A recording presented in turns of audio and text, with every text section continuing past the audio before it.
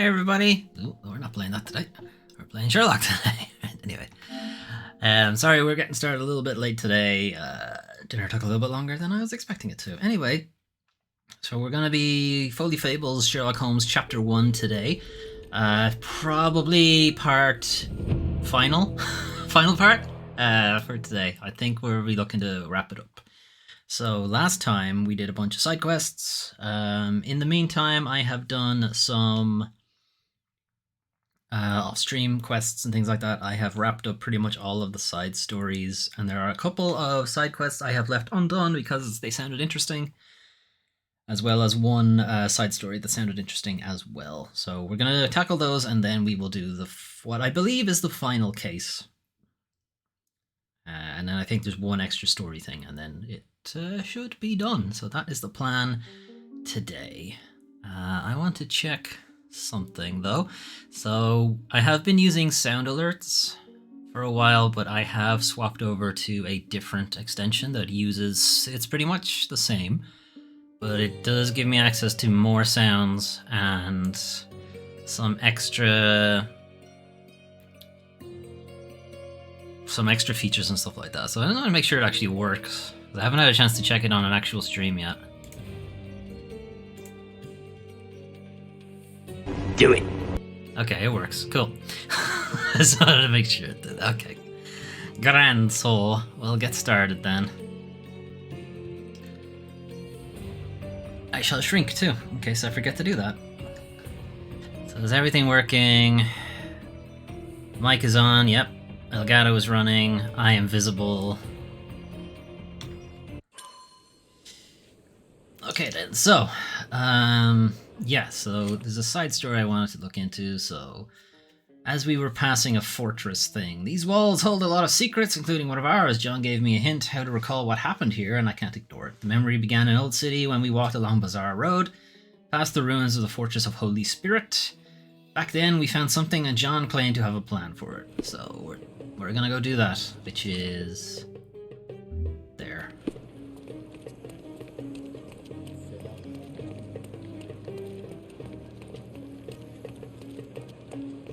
So this is what's called a story. So it's not a case, it's just a thing you can investigate out in the city. And it usually has something to do with Sherlock's childhood here in the city. But not always. Some of them have just been a random treasure hunt that just took you to interesting places in the city. There was the looking for all the coins that Mycroft left strewn about the place. There were some riddles and stuff like that, so it has been generally just a thing you can do if you feel like it. A skull? Right, it was an old skull. What a lucky find for a pair of young adventurers. It was easier to climb these walls back then. Not merely because we're older, but because the ruins are too. Of course. You said we needed to bury him. Do you remember where? Well, one would think burying a human skull would stick in the mind, but somehow... no. That means I don't remember, I guess. So someone chased us off.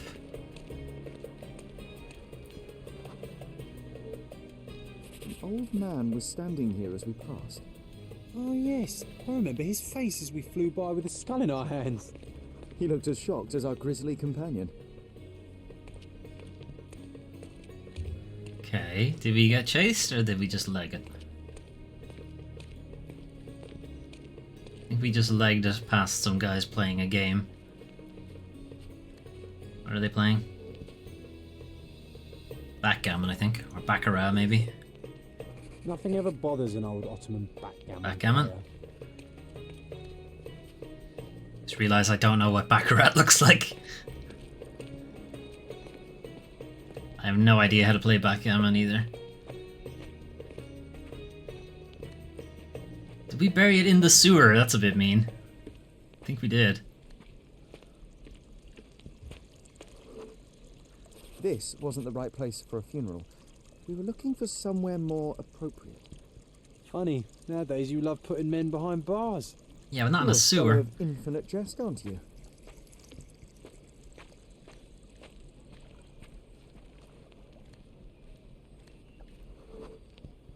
the water level was higher back then. I remember swimming through this mire while John, what are you trying not doing? to breathe in the horrible odour.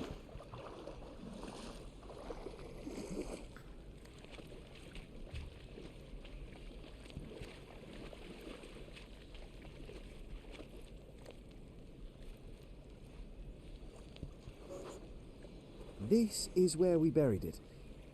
It seems that with time, our friend has emerged once more. There he is, Bonesy. How's it going, Bonesy? The skull is ancient. Its likeliest owner was one of the Knights Hospitaller who died during the siege of the fortress. I remember now, you said this skull was my father's. A child's imagination is a powerful tool. You needed this. A burial process of your own. A ritual so you could begin to grieve. Here hung those lips that I have kissed, I know not how oft. I felt so alone back then, John. Uncertain. Abandoned by my father. I know. The skull wasn't his, though it may as well have been. In the earth, all of us look alike. But putting this man to rest, it did help. What's the fucking bird doing? I find myself rather tempted to keep it. If not for sentimental value, then it's archaeological merit. Well, we got a cool skull, so that's something. Alright, I believe that trophy was, you have now done every story in the game. I'm reasonably certain that's what that is. Okay.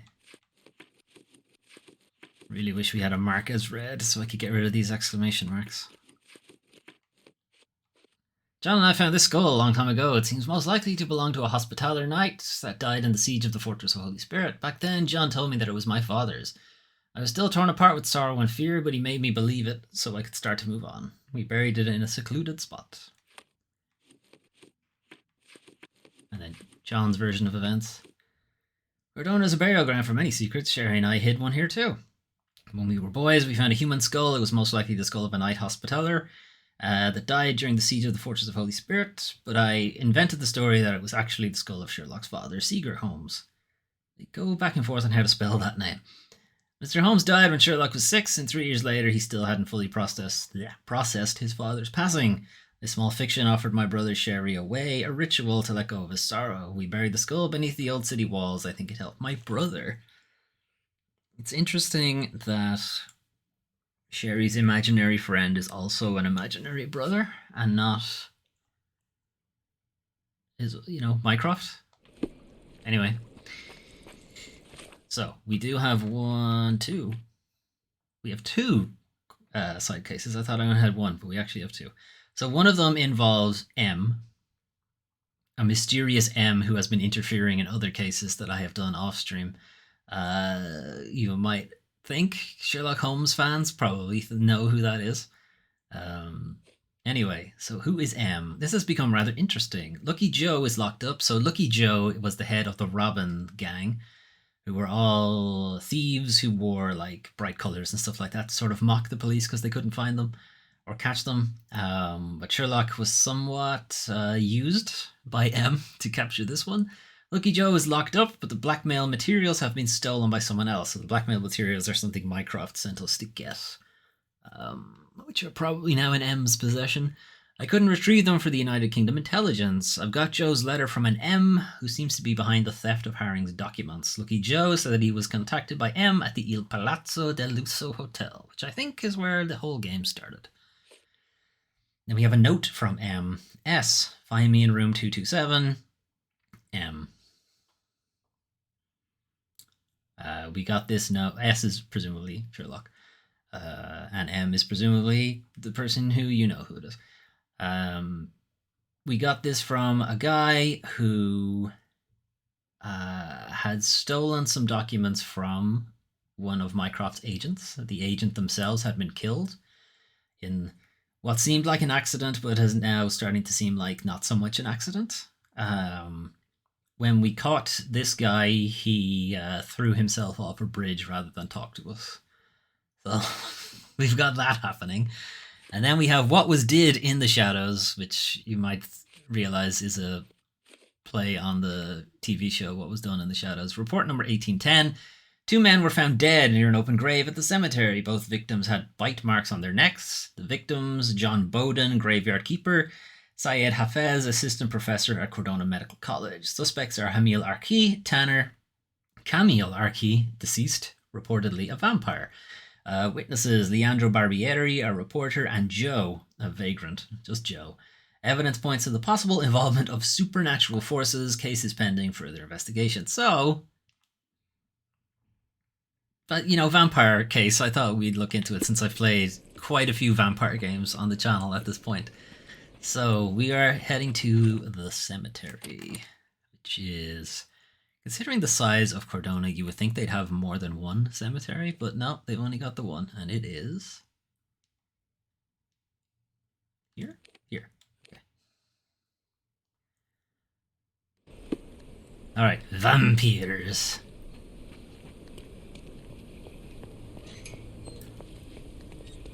Okay, so we're looking for an open grave. And then something, a vampire did it.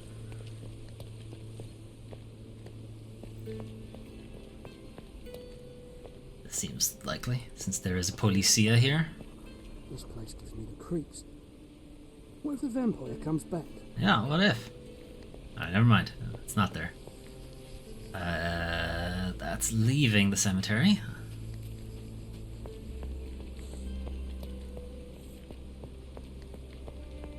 Alright, must be further up then. Ugh, careful, Sherlock. This game cannot handle you jumping. Sure do employ an awful lot of sweepers. Any of these open? No. No.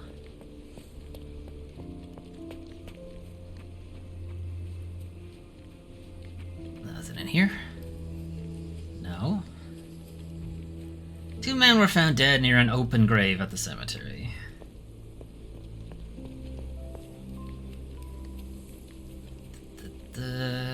Nope, not seeing an open grave anywhere. Does the cemetery continue up here?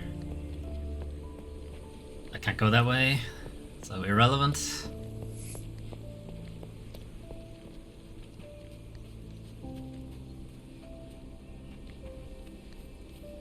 You see any open graves? I mean, usually this game, it's kind of obvious where you're supposed to go. There have been a handful of times where I have not really been able to find where we're supposed to go.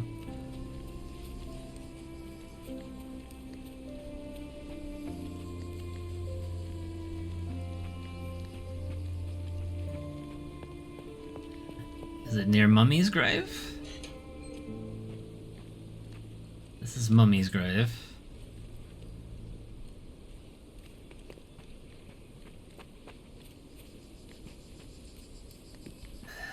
I'm not seeing an open grave anywhere.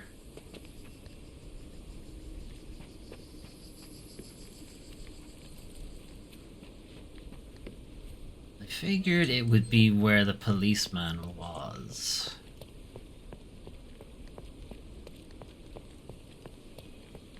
Oh, there's more graves this way. I didn't go in here. Ah, okay. There's a literal, like, police cordon and everything. Alright. The flowers are still fresh. Hat. This is a somewhat neglected and dusty hat. Now, blood. We're dealing with a very immoderate bloodsucker here. And more The blood. stone is rather unwieldy, so it couldn't be used as a weapon. Someone fell and hit their head on it. Yeah, but why is there blood on 2 different parts of the rock?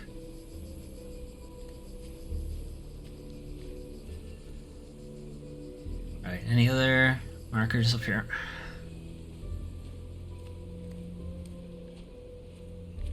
Fabric. And another hat. An expensive hat with a few grey hairs stuck to the brim. Okay, old man hat. Someone tore their trousers here. My, how embarrassing. No one has caught me with my torn breeches. Shovel? The blade is bent from the impact. Right, someone got smacked by the shovel. The bleeding wasn't severe, there are just a few drops.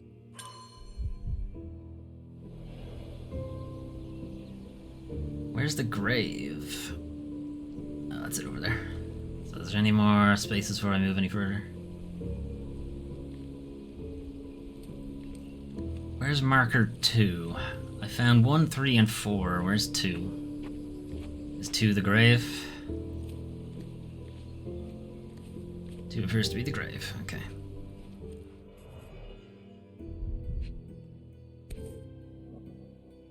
The label is illegible.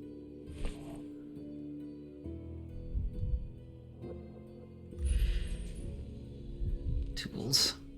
Looks like a set of surgical instruments. One is missing. One is missing. Crumpled note. We've run out of fresh cadavers for dissection. You know what to do, Professor Shelley.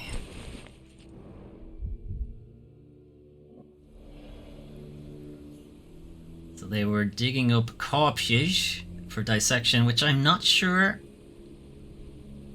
Actually, no. If they were digging up corpses, it's not legal yet.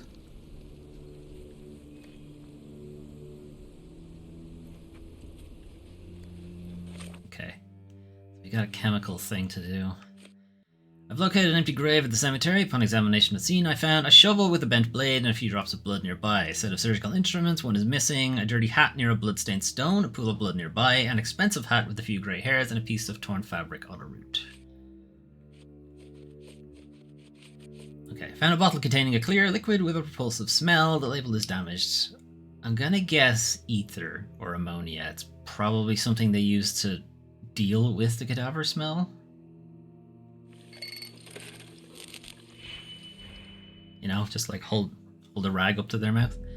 Alright, -4 hexagons, 4 triangles, and 1 magnetite.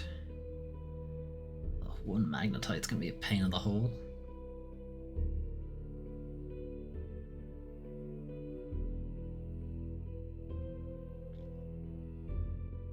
Okay, I can take you and add 1 to it to get 4, and then invert it to get -4.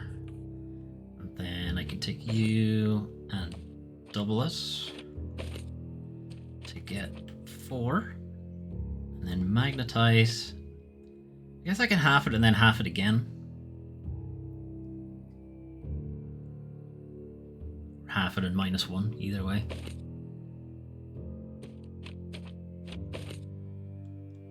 Half it to get 2, and then -1 to get 1. Okay, combine you two. And then combine you two.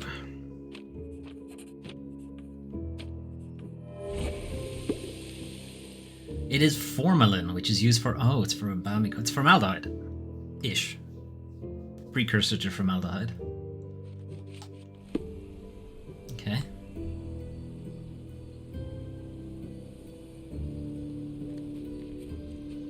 Right, is there more in this direction? The police cordon stops there.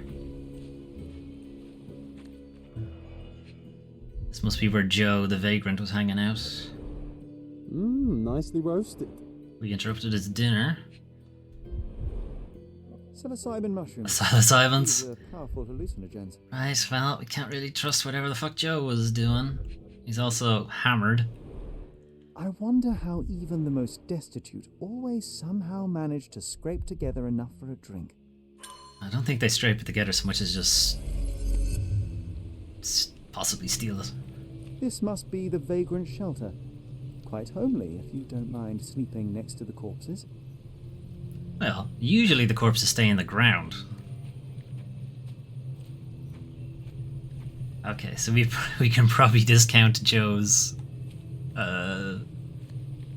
recollection of the events. Alright, we're not going Geralt to review this time. Alright, what happened? So we got the grave diggers.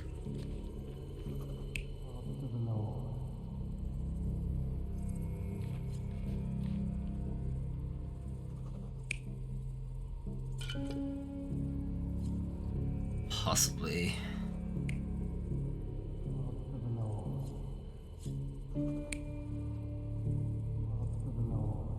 Alright, I'm gonna go with the guy with the bottle.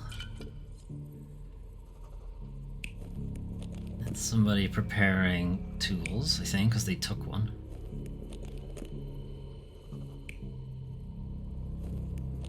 Yeah, we don't know who, though.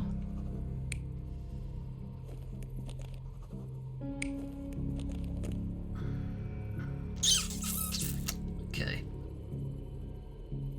So we got bowler hat guy here. We'll have to see who this is. We got Joe, who saw them. Oh, he isn't a thing. Okay. We got Joe, who saw them. Okay, we might have to come back to this one because we're not entirely sure who that is. So what happened here? What was going on at 3? Okay, the bowler hat fell off here. So, bowler hat guy fell off. And somebody tore their trousers.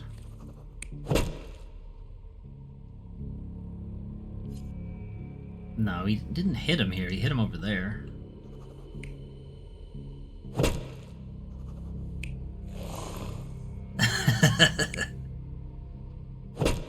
They seem rather intense that he got hit by the shovel here.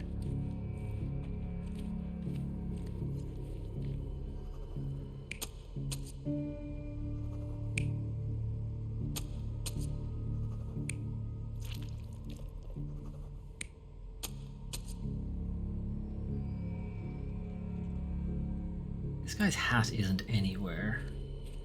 This one's tricky. There's way too many people. Okay, there's another discarded hat here.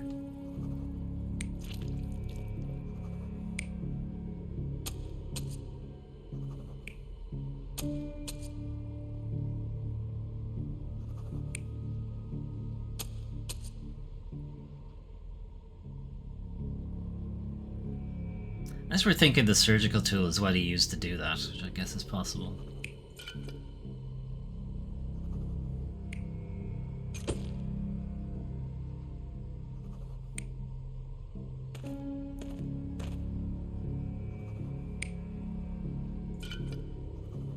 Okay, I guess the flowers, because the flowers are still here. So he comes in, sees what they're doing.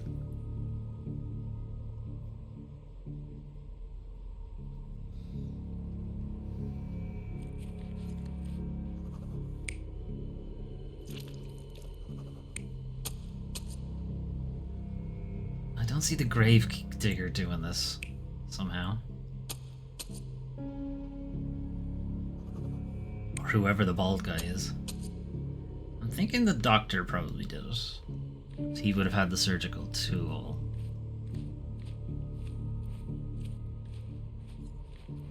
I'm thinking bald guy probably attacked these guys because it was his sister they were digging up. Thinking that. Is that the guy with the glasses? That's the guy with the glasses. I'm thinking that.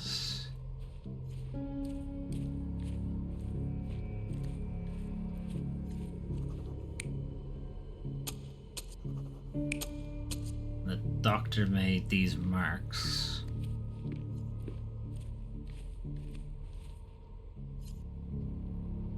Where's the reporter? Because the reporter allegedly also saw this. What does the reporter say?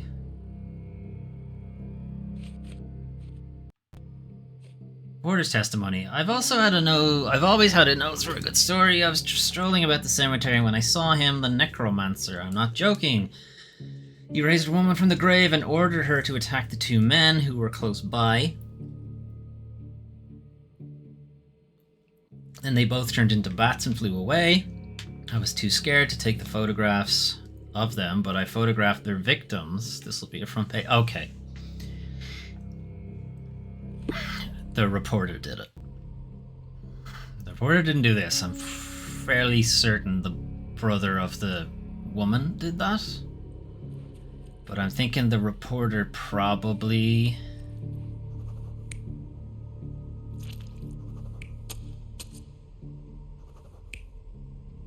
No, that's the reporter, right? This guy. Because he had the camera? So I'm thinking that's probably him. And these probably didn't happen at the same time. Okay, The brother cool. of the deceased became furious when he caught the anatomist exhuming his sister's body. He killed him with a shovel. The graveyard keeper took to his heels, but didn't get far. He fell, hitting his head on a stone, which rendered him unconscious. With the murderer gone, the reporter who was hiding punctured the neck of the first victim to imitate a bite. But when he did the same to the second victim, he killed an unconscious man. Ugh. So we have 2 murders and 2 murderers, but no vampires. Vampires are not so scary when you have grave robbers and journalists running around. Not journalists. Alright, now what? There are 2 murders. 2 murders and 2 murderers. The first murder was committed by Hamil Arki when he caught the anatomist exhuming his sister's body. He became furious. Oops. Sorry. He became furious and killed him with a shovel. The second murderer is Leandro Barbieri. In his attempt to fabricate a story of vampires, he killed the unconscious graveyard keeper. Do I tell the police this? I guess. We don't have an address for either of those 2, I think. Do we? Miller Key is the brother. We tried to make him talk, but he's a hard nut to crack. His neighbor saw him leaving. Just in case, we also made him eat garlic. Okay. We don't have an address for either of them, so I guess we go to the coppage.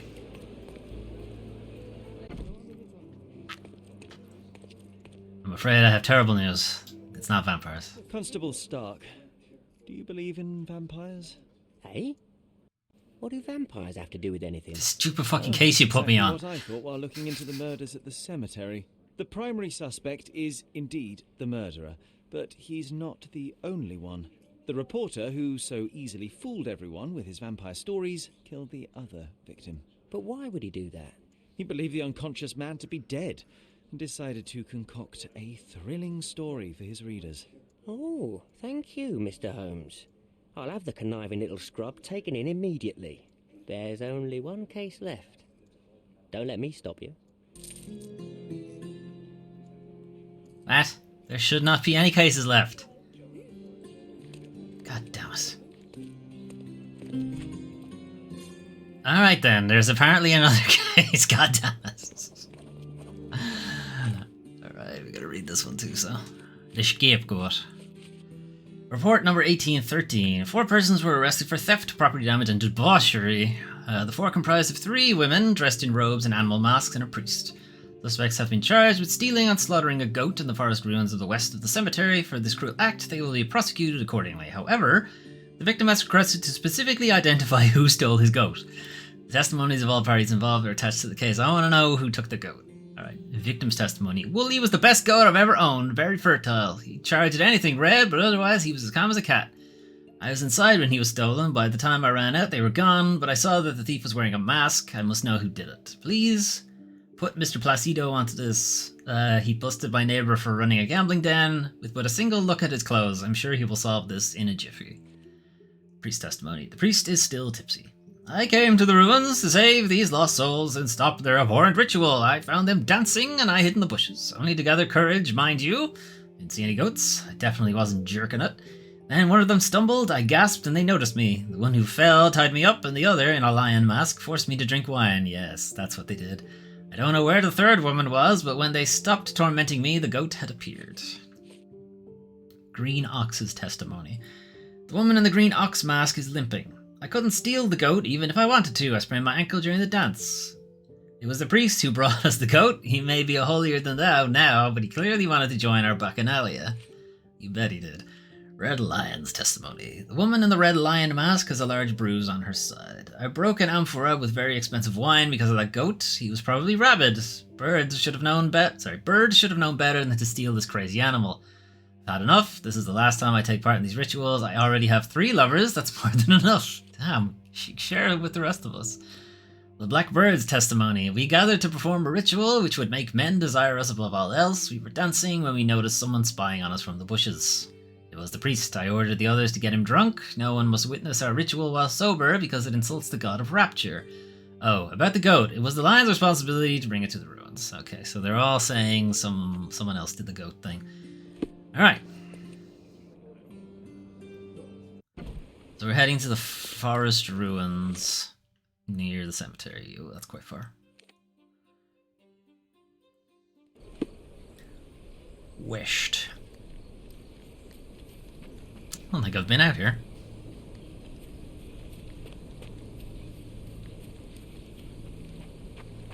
Okay, so we're not interested on who did what with whom. All we care about is who stole the goat.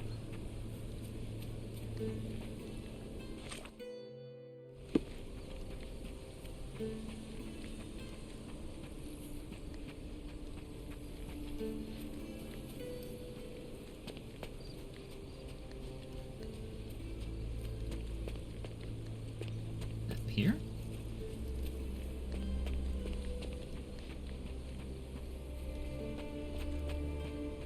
This seems a bit more promising.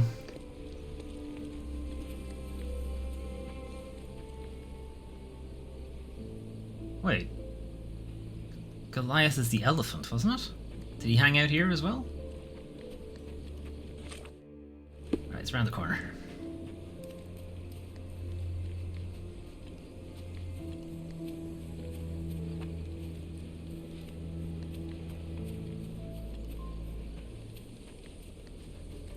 Ah, Polizei. I hope you haven't had your lunch yet. This one's bad. The hoof prints end in deep furrows. The animal was resisting. Well, if you were about to be slaughtered in the name of penis, I think you would be a bit resistant too. There's the broken bottle. So possibly whoever had the goat, or the goat bumped into somebody with the bottle.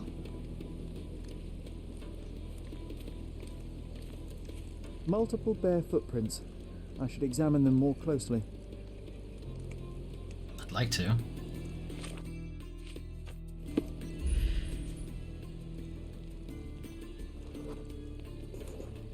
Oh, there's somebody stumbling.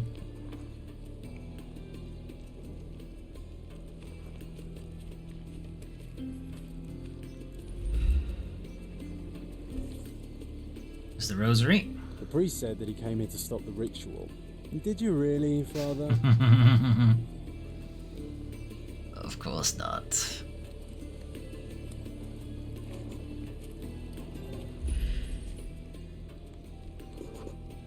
Someone stumbled on a stone and fell to the ground.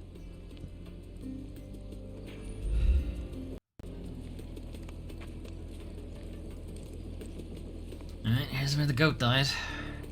The rope is soaked with wine.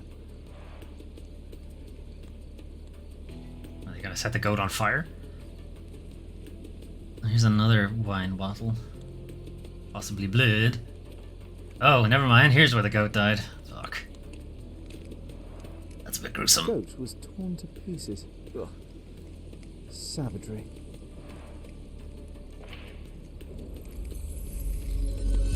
Okay. Geralt of Rivia? Geralt of Rivia this time. Alright, well we don't get a choice on this one, but we do have the different heads, so... Bird, ox, lion. Okay, so whomst is whomst.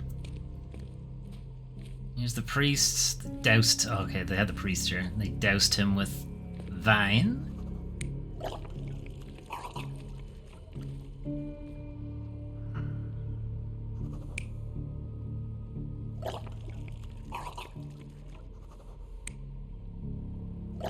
Okay, so we don't know who's who here. We know the goat charges at red, so that means this is the lion.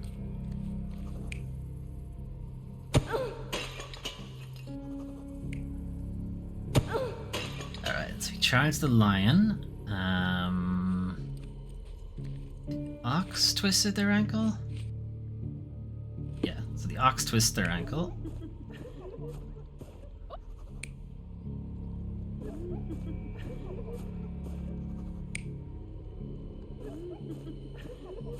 Yeah, the ox is on the floor here. So she would have spied the priest. I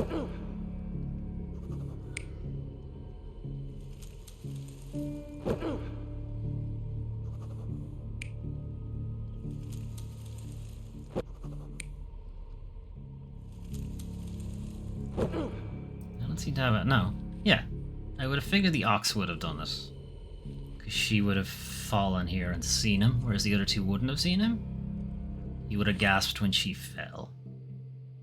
I couldn't steal the goat even though I wanted to. I sprained my ankle during the dance. So it's definitely not her. So it can't be her. So it's not the ox. And the goat can't charge the lion if the lion is actually there with them. So this must be the bird.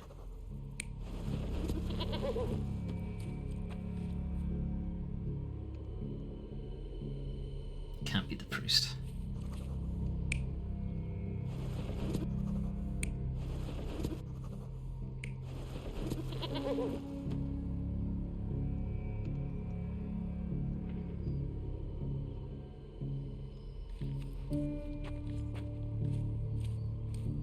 So then who is this? This has to be either the bird or the ox.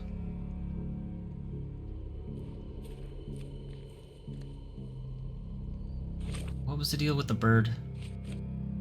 Nothing. There was nothing wrong with them. It was Lion's responsibility to bring the goat to the ruins. I don't see how he would charge her, though. Like, this could also be Lion, but... he wouldn't be dragging her and have a wine bottle at the same time? Kind of feel like they were dragging, and then he caught sight of her and smash.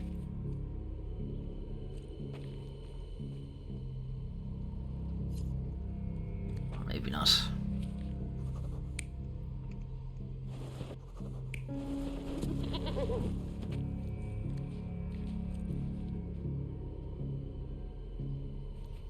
I don't know, like, this doesn't seem right. Where would she have gotten the bottle from?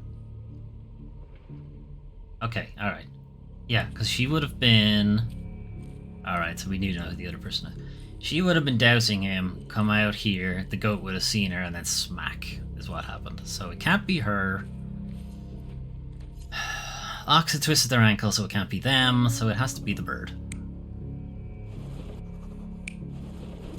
And if the bird is busy with the ox, then the bird can't be here. Busy with the goat, rather. Which means the ox has to be here.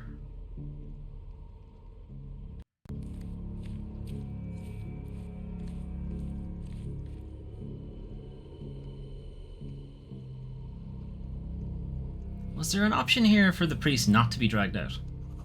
For him to just be there, having fun?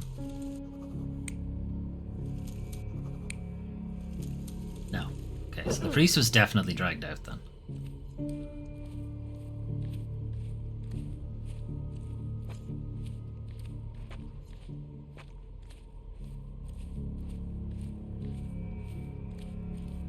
The order of events is a bit weird though. So did they all find the priest? Here. Is this step one? They dragged the priest out. Then two of them tied the priest to the post, while the other one went and got a goat. And then by the time they came back with the goat, they were done dousing the priest. And they got smacked by it. But once that was done, they got the goat up there and they killed it, I guess. You're not even trying, Sherry. Concentrate.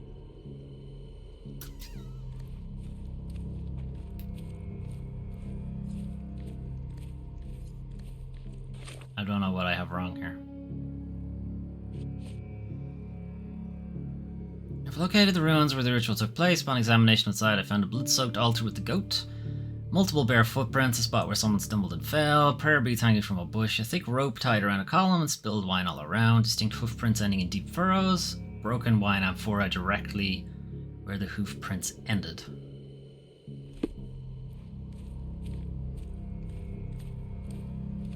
Yeah, I don't think this changes. I'm pretty sure it's the lion always giving them wine. The only thing that changes is who's tying them up.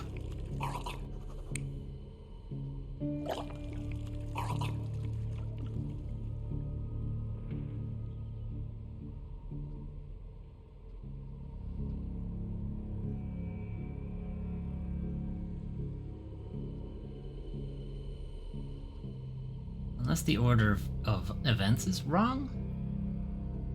We go bird here instead. And we put the ox here.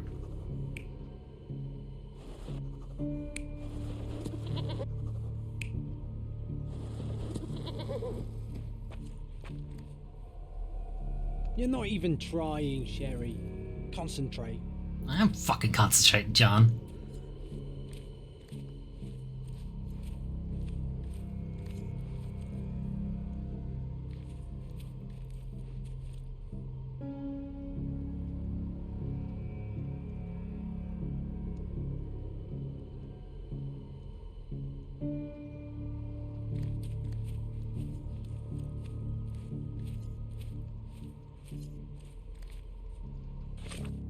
What am I doing wrong? I broke an amphora with very expensive wine because of that goat. He was probably rabid. Bird should have known better than to steal this crazy animal. And it's Red Lion. We already know from part of the victim's testimony that he charged creatures or people if they wore red. So this feels right. Which to me says, when she says bird should know better than to bring that animal, means this is bird.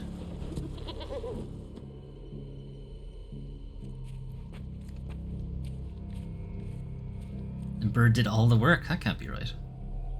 You're not even trying, Sherry. Concentrate.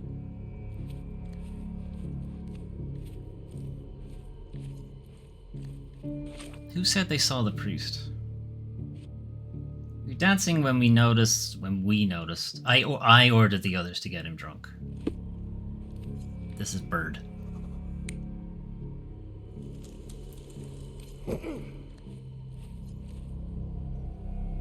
You're not even trying, Sherry. Concentrate. Right, and this is goat.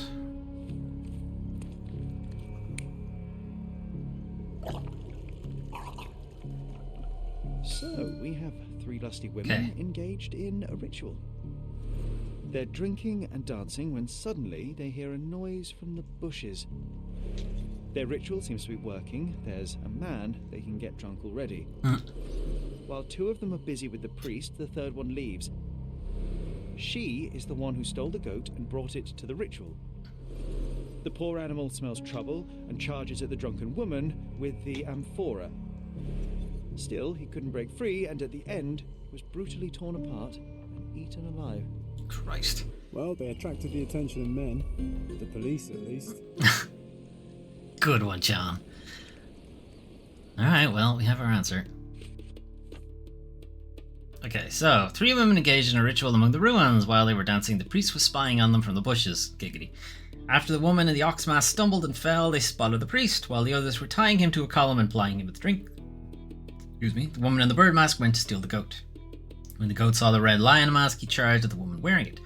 Regardless, the ritual ended with the women eating the goat alive. Okay, a bit extreme.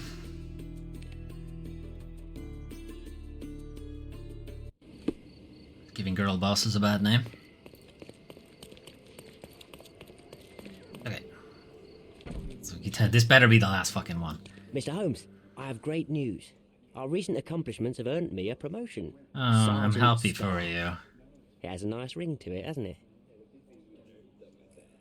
What do you mean, our accomplishments? Of all the nerve, I don't recall you doing very much. I solved all the cases. Come, Mr. Holmes. I didn't mean to belittle your contribution. After all, legwork is just as important as paperwork. And what about the brain work? Also very important. Don't get me wrong, your assistance was most valuable. Ma- Anyway, ma- I'll be moving back to the office space. My days at this Monetarily? are almost over. I won't be scapegoated now. Good for you, I suppose. Speaking of scapegoats, I've solved the last case on the board. The goat was stolen by the lady in the blackbird mask. As if that makes any difference, judging by the atrocity I witnessed at the crime scene. Yes, I heard about that one. The things women get up to these days. Just 3 women. Well, I'm glad to have been of service. Now I have other matters to attend to. Mr. Holmes, if I may be so bold as to make one last request. You may not. Do you remember that I told you that our chief inspector has been missing for a few months now? My current task is to establish his fate. I've tried to make sense of his last case, but it's a convoluted mess. I would really appreciate your help. Why don't you do it yourself? I'm sure there's nothing in that case a police sergeant can't handle. You're simply much better at it than me. There, I said it. I won't argue with that, although much better is still an understatement. Fine. Fine, you have me intrigued. Thank you awfully, Mr. Holmes. So is it Chief Inspector Placido who has vanished? From what I've gathered, he was a good detective. Ain't that the truth? He was solving cases like shelling peas. Without him, things have gone downhill. He was a crotchety sort, always grumbling, fussing, taking his snuff by the handful, but I, for one, miss the old boy. Tell me everything you know. Well, I don't know much. Everything. That might Just take that a it's while. connected to a gang called the Hive. Placido has been after their leader, the Hive Master, for years. But otherwise... The I can't Hive make Master. head The nor Queen? tail of it. No? Here, take the key to Placido's office. You might find some leads in there. Very well, I'll see what I can find out. One thing is certain. It's a dangerous business. Be careful, Mr. Holmes. Never. I'm playing the game on easy.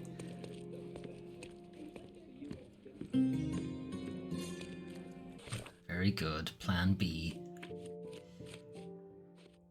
Key to Placido's office. Key to Chief Inspector Placido's office. The fate of Placido Domingo. I agreed to help Sergeant Stark establish the fate of Chief Inspector Placido. His disappearance several months ago may be linked to his last case and a certain Hive Master. All case files should be inside Placido's office at the police station. This way.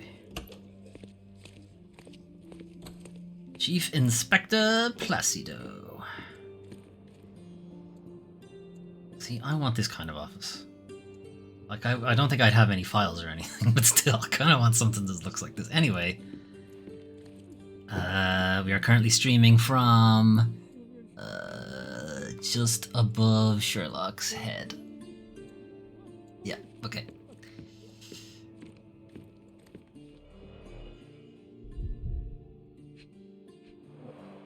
The files are gone, that's odd. Great. Very helpful. Hive Master. Crime lords just love catchy monikers. So, any chance that Placido is the Hive Master? Who else has he got? Clerk's Thumb. The Blue Face. Okay. The Bootleggers League.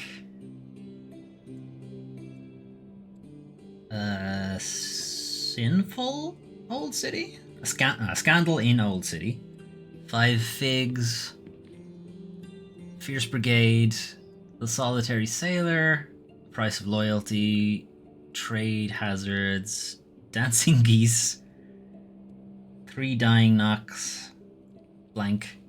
Blankety blank. The Silent. No, the Silver Hound, I think. The Old Grave Road, and that's it.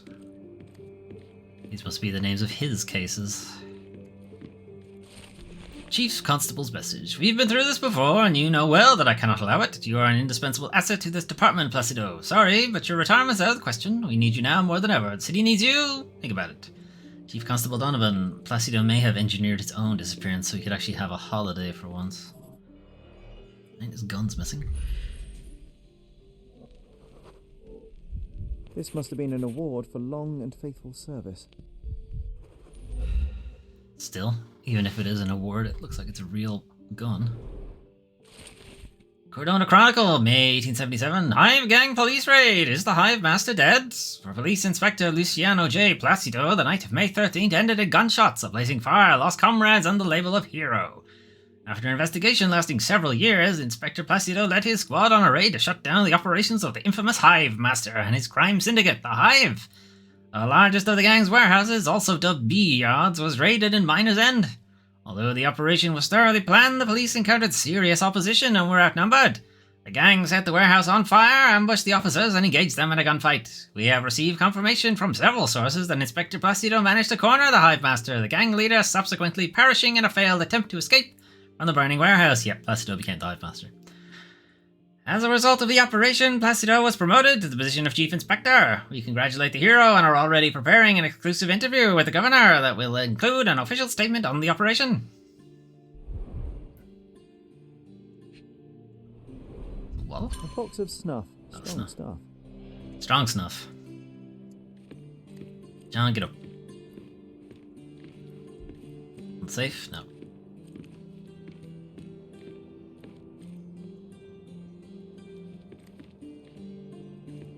Else?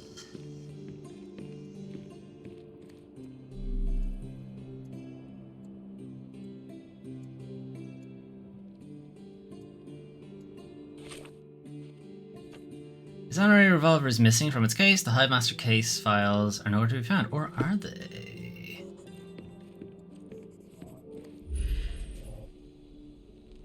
Firmly fixed. Nothing violent. New safe. Hasn't been used. Thick dust. Hasn't been opened for years. Old case files. Nothing relates to the Hive. Stack of books, research papers, and adventure novels. Fingerprints. Loose frame. Da-da-da. Ear. Now that is odd, to say the least. Alright, whose pickled ear is that? Notes on the Hive Master. These look like Placido's notes on the Hive Master. The last page reads, Beatrice Queen, the City Hall records said Miners End, 1877. B Queen? Same year, same district as the gunfight. Was he right under my nose all along?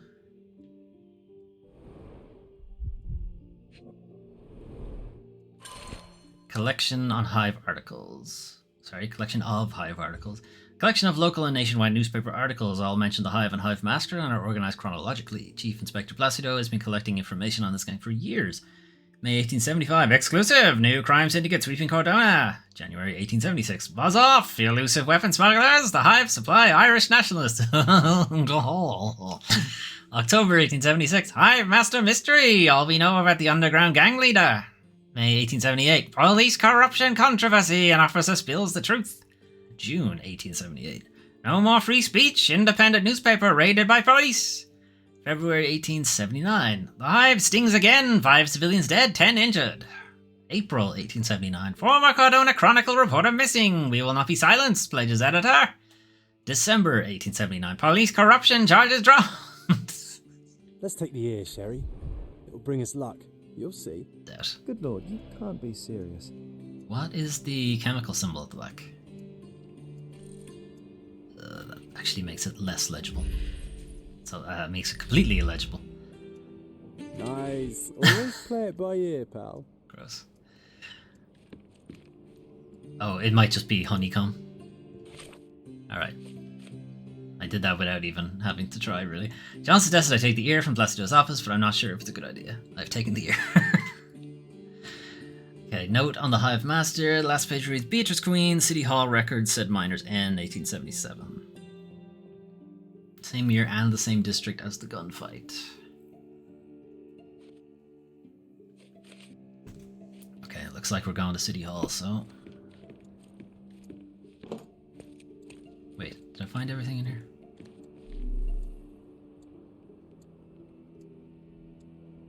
Yes? I can almost picture you as an inspector, Sherlock. You'd lie on his sofa all day and still solve more cases than the rest of the police. Be difficult to solve literally one case a day. There's no actual clue marker here, so I think we're good.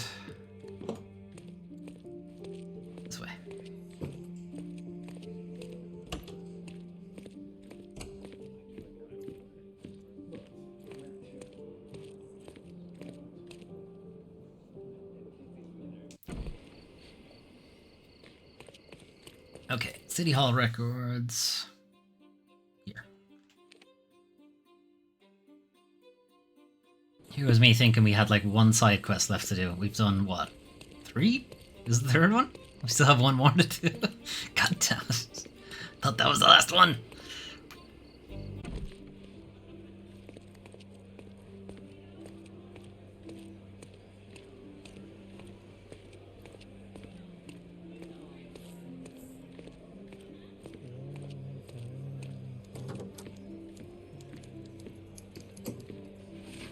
Subjects, citizens, period, 1800s, Miner's End.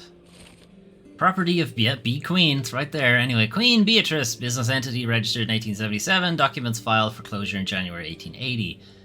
Property registered in the name, warehouse in Miner's End, sold in February 1880. Distillery in Miner's End, shut down February 1880. Villa in Grand Surrey, auctioned off for charity, March 1880. Warehouse in Miner's End, currently for sale, located on Clay Street, St. Stephenson's Bridge to Silverton.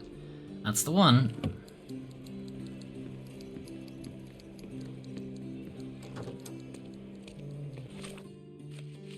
Alright, so we're headed to the one that wasn't sold.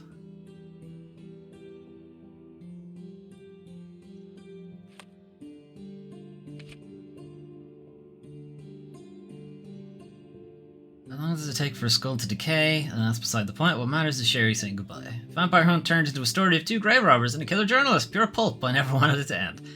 Poor goat. Those women already had the priest. Why such cruelty to an animal? These are all good questions.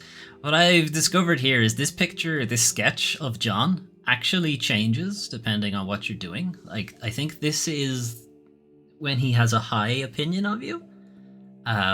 But if you start making a lot of mistakes or kill a lot of guys in the combat scenarios, he gets gradually more depressed. And I know that because I was trying to get the trophy for just killing a lot of guys. So I was grinding that as well off stream. But his picture gets gradually more... Doesn't take much to swing him back into happy though, so that's interesting. Anyway... Alright, so we're going to Clay Street in Miner's End by the Stevenson's Bridge in Silverton. So this is very much over here somewhere. There's the Stevenson's Bridge, Clay Street, here.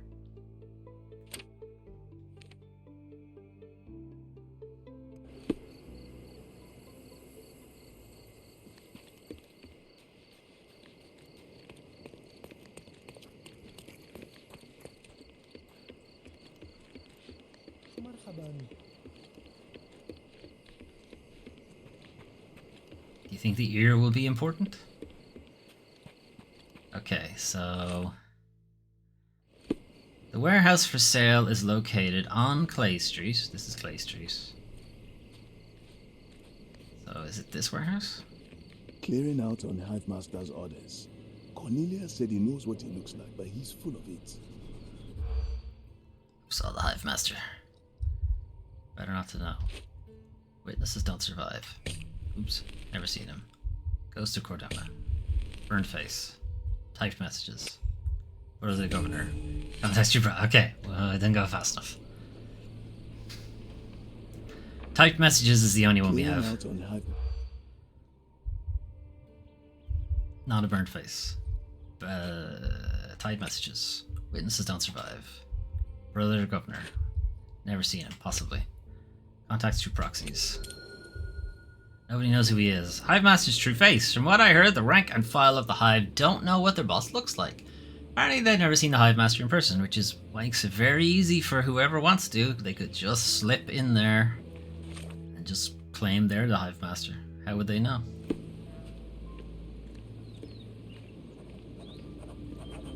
John, what are you doing? There are some chaps inside, and they're armed. Be careful, Sherry. Alright, here's where I headshot everybody.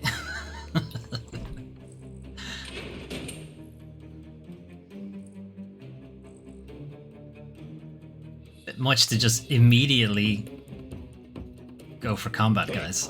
This is Hive territory. Shoot him, boy. Shoot him! Shoot her! Ow. Come around here. Ugh. Alright, thank you. Appreciate it. Oh, bullshit! Why didn't I hit him? Okay, what about this one? Of course not. Alright, what about this one? This is why I end up just headshotting, guys. Because of this garbage.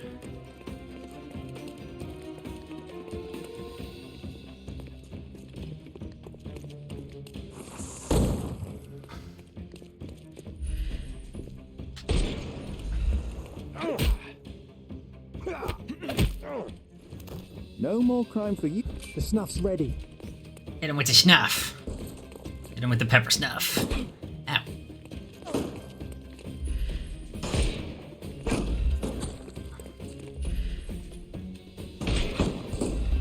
How that doesn't kill him, I don't know. It's hard enough to actually shoot his armor off. Don't bother moving. Give him the pepper snuff. Give him the pepper snuff. He's all yours now. Go for it.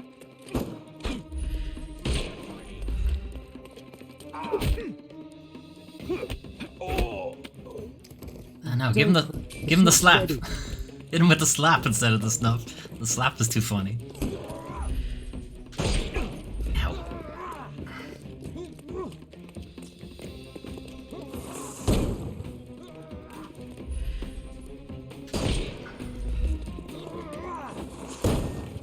Try to get these two together. The twins. Ow. Meow. Meow. Serpentine. Right. Horse. Shit. Don't bother.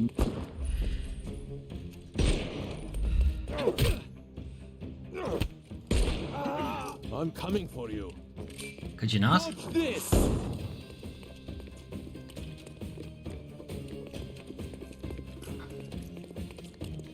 I can get with the smoke, maybe.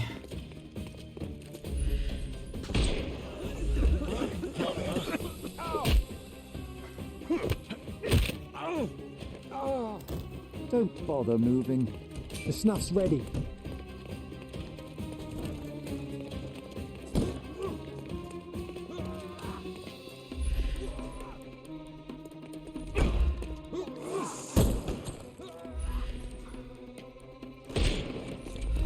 I will end you.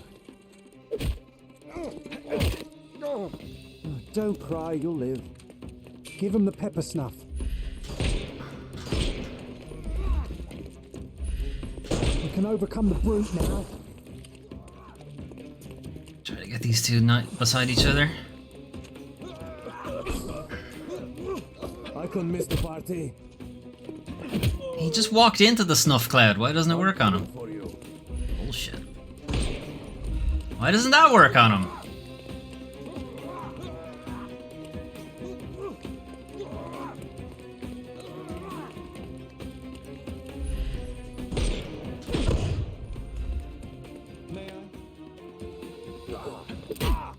No more crime for you until next month.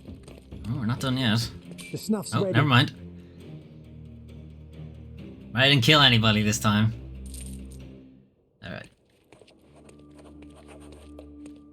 I'm in.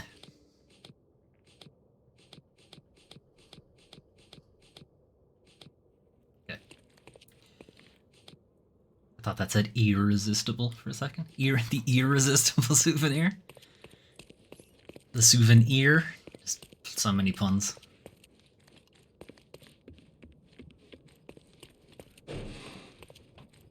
Yeah, there's more hive stuff.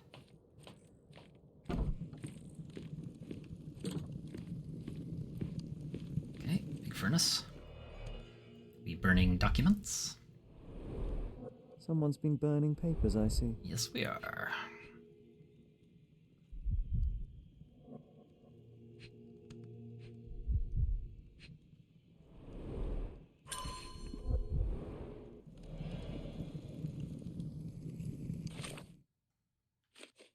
I found papers in the Queen's warehouse office. Perhaps they can be restored. Right, it's time for maths. Okay, 5 hexagons, -7 triangles, and 7 magnetites.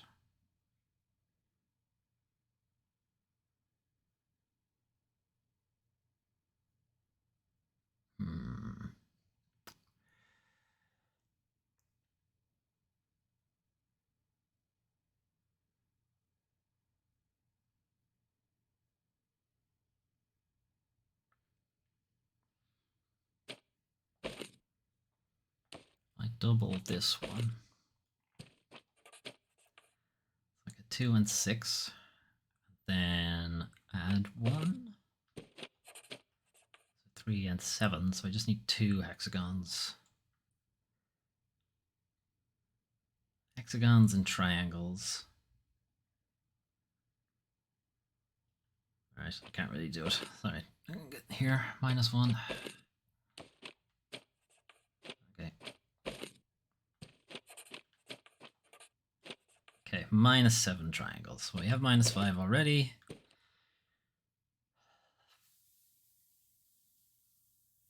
-1 twice, I guess.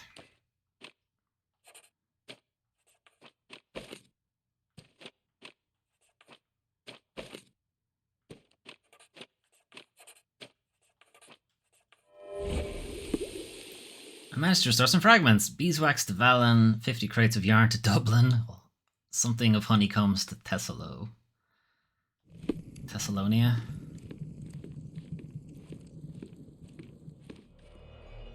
There's the wool. Everything knits together. Damn it, Sherlock. Soiled note. What's it been soiled with?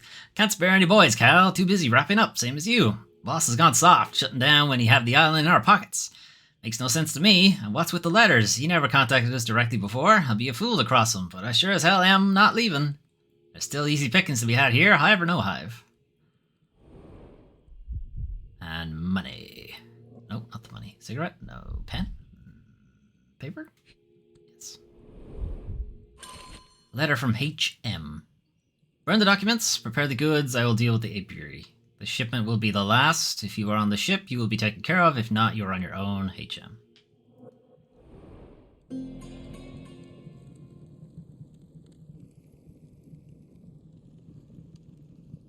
Only key evidence found, not all evidence found.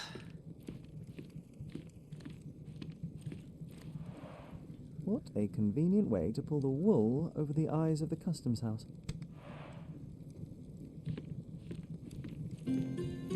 Now all evidence has been found. Sending guns to the Irish. To be fair, a lot of people were sending guns to the Irish around now. Because they were like, fuck the English. Here's your guns. Okay, the shipment will be last if you're on the ship. Burn the diamonds. If not, you're on your own. Okay. So we don't know where this is. So we need to ask people where.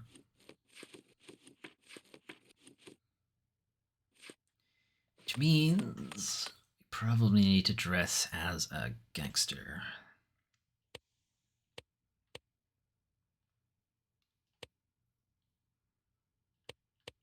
This one? Yeah.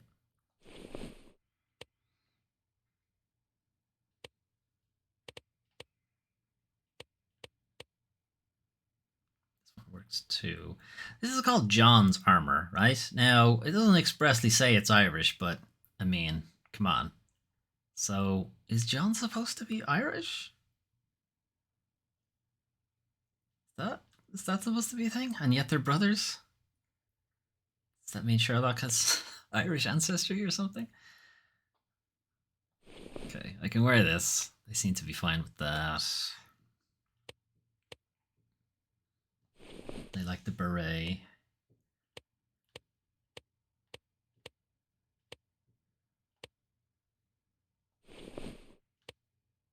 I think they like this more.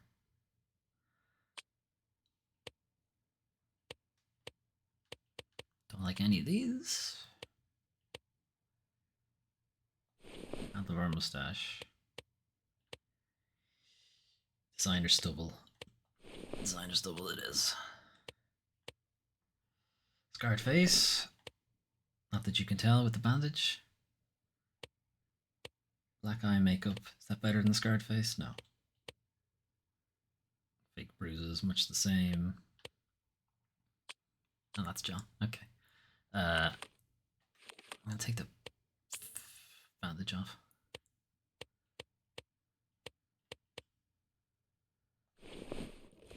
Alright. Fucking stupid. Alright. How do I get out of here?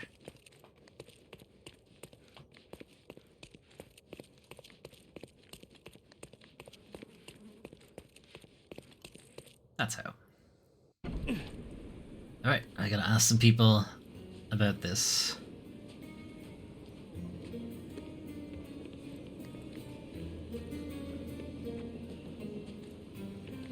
Gangster types, unsavory types. This guy. Are you a gangster type? I'm not even allowed to talk to you, so I guess not. Out of the way. Do you know anything about this? Brother, you found the right person to ask. People told me that I can find the apiary to the west of Wigan Street in northern Miners End. They also warned me to stay away from it. The apiary can be found to the west of Wigan's Street in Miners End. Well, we're in Miners End, so where is Wigwam Street? Here. It's over here somewhere.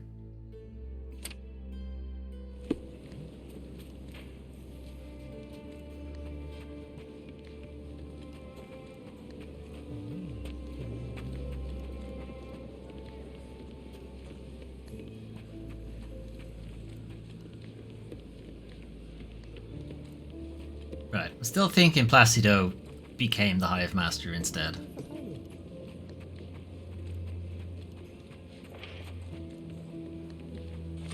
This way? Go down another one. out of my way, Limpy.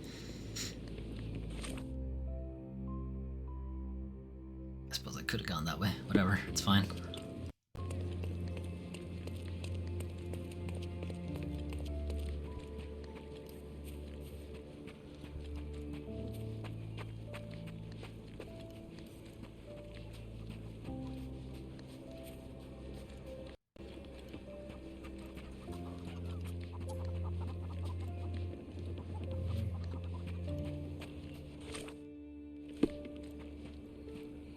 Guys, just watching him take a piss. Alright, interesting.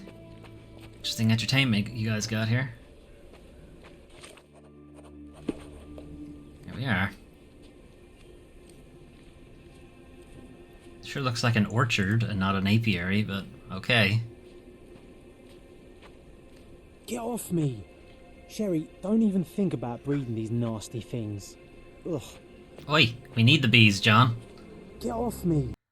Sherry, don't even think about breeding these nasty things. Ugh. We need the bees, they're very important.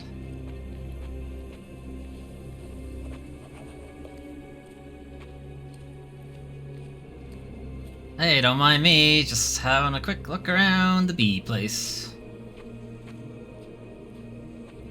Not getting stung though. 'Cause no one's gonna sting old Sherlock. Or young Sherlock, for that matter. Should probably have a chat with this guy. Hey, what's up? Sir, I'm looking for a man who goes by the name of Hive Master.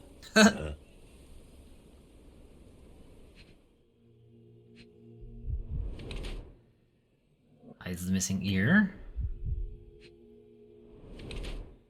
Snuff taker. Bee stings. Fancy gun. 6 shots. Yep. Well, actually, both of these are correct. Sulky, grouchy man in his 50s is clearly unhappy with my intrusion. He has some grated tobacco on his clothes and bee stings on his hands. Apparently, he's been tending to the bees at the apiary for a while now. He's hiding a missing ear and carrying Placido's revolver. Beekeeper is none other than Chief Inspector Placido, using the Hive Master's fearsome reputation to keep people away.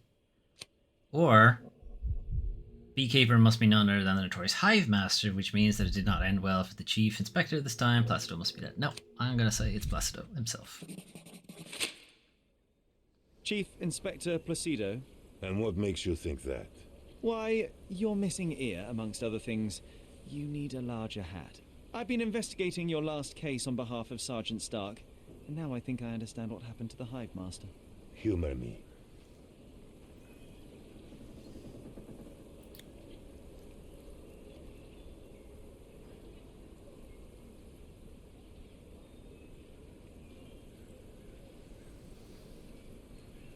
You killed him, didn't you?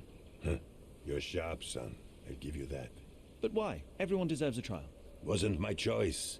He and his thugs attacked me when I went to arrest them. It was a kill or be killed kind of situation. Turned out for the best, though. With his cronies dead, not a soul knows what the Hive Master looks like. His own gang, scared stiff of him. So you assumed his place to dismantle this criminal enterprise from within? Damn right I did. And after I'm done, I'm not planning to go back. I've had enough of this rotten nest of corruption. But it just won't leave me alone, will it? First, they dismiss my retirement requests, and now they send a sleuth after me. It's not like that. I'll tell you what it's like, son. This is not the first case you've worked on for Stark, huh? Amateur, promoted to a sergeant for his merits. I don't think so. You're not an officer. But from what I can see, you are much brighter than the lot of them. So what's your stake in this? You some sort of consulting detective? Yeah, kinda. Sherlock Holmes, consulting detective. My name is Sherlock Holmes, at your service. Then do me a service, Mr. Holmes. Drop this case and don't tell anyone you saw me here. Let me enjoy my retirement in peace. My retiree. I have to ask, why are you so fascinated with beekeeping? I just want a quiet life, away from the hustle and bustle. Watching the little workers like I once watched the criminal world of Cordona. Yes, it suits me just fine. Fair enough. Here's your ear. I have your ear. What the hell? Give it to me now. Well, let's make it a fair exchange, shall we? Give me your other ear. I want a few beehives in return. I have space in my garden. Who knows? Perhaps someday I might try my hand at beekeeping too. Deal. Now go. I'll consider your request, sir. Either way, I must talk to Sergeant Stark. Tell him I died a hero. Or a coward, I don't care. As long as they leave me alone. Really, Sherry? Beehives? How old are you? 130? Yes. Unbelievable. We need the bees, goddammit, John. I'm doing my best. Okay. I've discovered the fate of Chief Inspector Placido. Which is true. I am thinking that we will probably honor his request.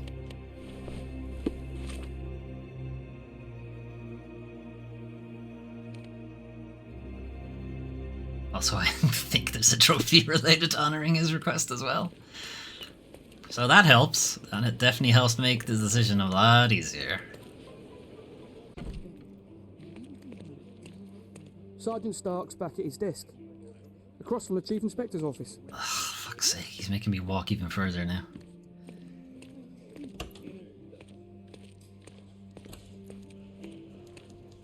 Where you at, Stark? Any news, Mr. Holmes?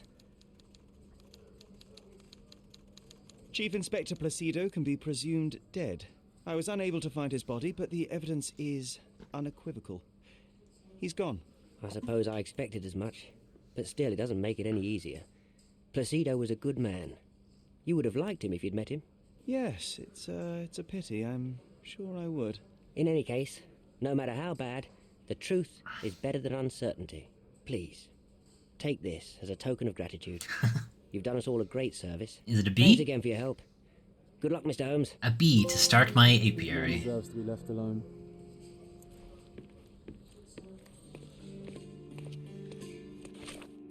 Got some wardrobe items.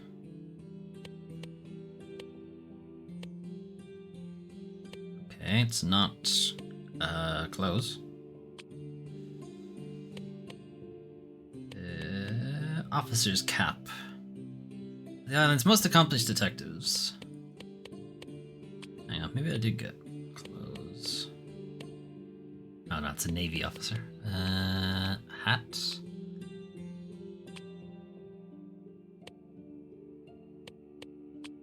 Oh, the John got something. Right, okay. Gangster John! Keep your friends clothed. Keep your friends clothed and your enemies nude. Alright, we're finally on to the last one. Okay. M for mystery.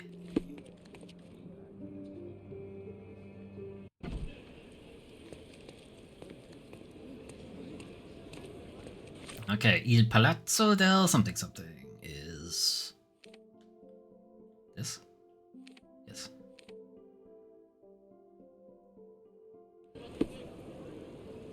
Usually we can probably collect. Extra! The Hive gets stung! A substantial police sting targeting the hideouts of the Hive Crime Syndicate. Read all about it. Interested in some Cordona news? No, not really, but I want to collect. Hey, what about the other ones? Alright. Check the front page. You won't regret it. I might, you don't know.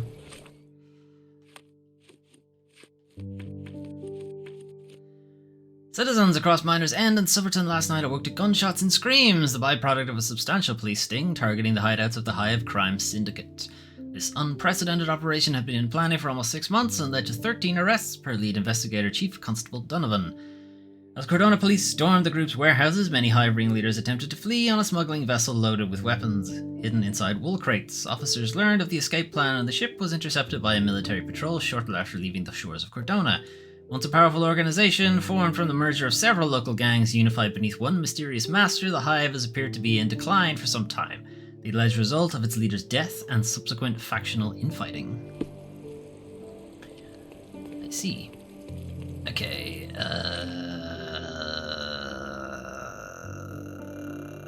how do I get into the hotel?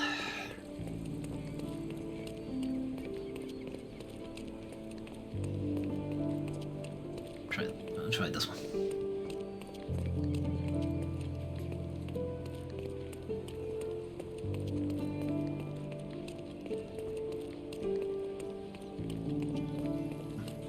It seems to be leading me in a different direction. Out of the way, kid. I think the other ramp was probably the better option.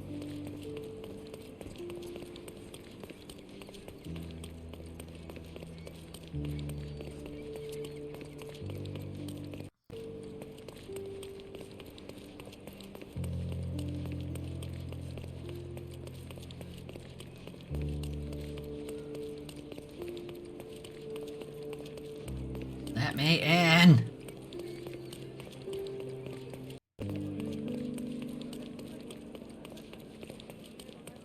Charge! Oh, is that you, Mr. Holmes?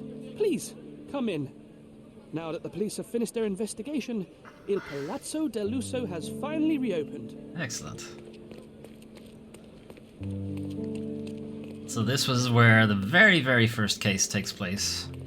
The fortune-telling thing where they try to steal the diamond.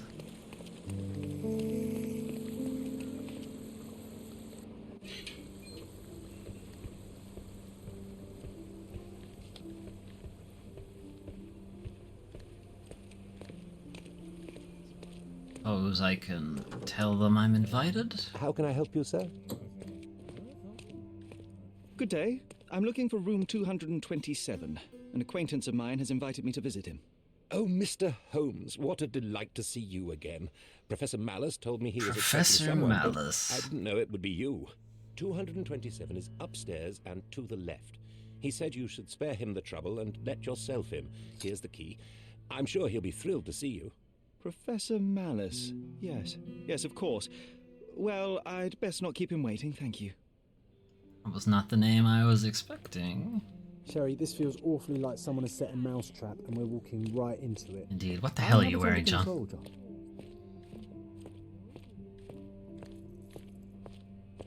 Really, Sherry, I don't like this. Please. John, this is obviously a trap. I'm aware. And I know it's a trap, so I will just spring it! Haha! See? Neither a trapdoor nor a self-firing gun. Well, that's anticlimactic. Ooh. That's La Familia. No, it's not. A It's family Mycroft's photo of the man family. who jumped off the bridge. Oh, no, it's not. Pity. Everybody has pressure points. What would happen if I pushed yours?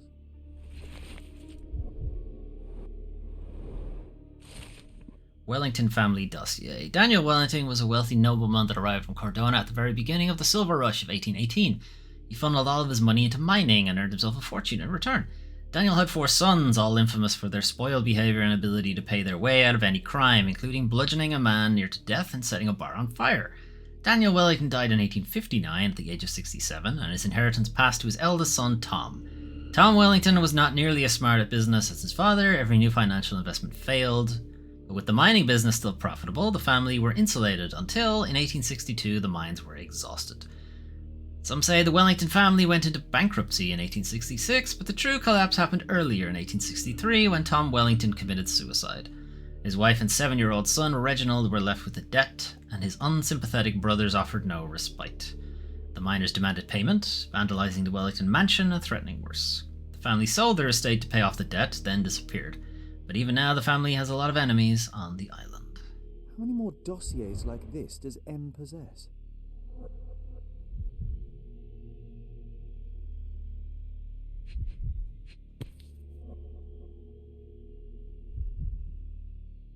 Mysteries of Sirius B by Jacob Herring. Used, then discarded. Like everyone in his path. These people were not colleagues or co-conspirators, they were just implements M used to get what he wanted. Herring is the guy who he sicked the Robin gang on? He died from a heart attack despite being in perfectly good health.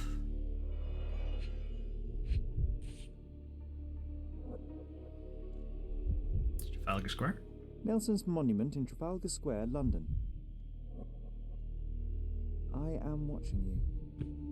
The hairs on my neck just stood up. Letter from M to Sherlock. Dear Mr. Holmes, I must apologize for not being there to greet you. I waited for quite some time, but perhaps I overestimated your abilities. Alas, I have urgent matters to attend to overseas and can delay my departure no longer. As such, I'm afraid I simply do not have time to pack up all my things. Perhaps you can take a good look around for me and see if there's anything of note. I'd be in your debt, and I'm already thinking about how to repay you. Must run. M. What did it say, Sherry? That I failed, John. He's gone, tore through Cordona like a hurricane and left us to sift through the wreckage. Extensive handwritten notes on Sirius B. It appears M was studying up.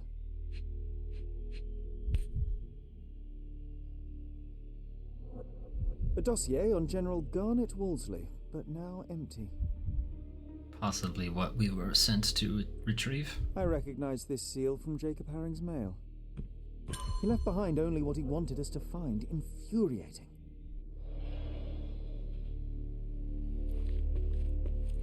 Chess pieces.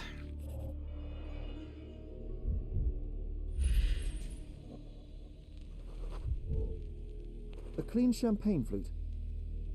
So this is just set dressing. The champagne bottle is uncorked, yet still chilled and bubbly. The gall of this man. Someone's celebrating a victory, and I'm not sure it's us. Anglo-Egyptian war looms.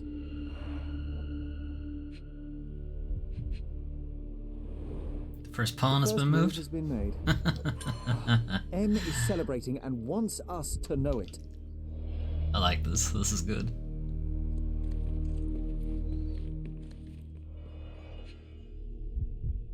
These are the two. This is the agent who was knocked down by a rickshaw driver. Allegedly, it was an accident, but some stuff happening at the scene suggests it may not have been. And this is the guy who threw himself off the bridge.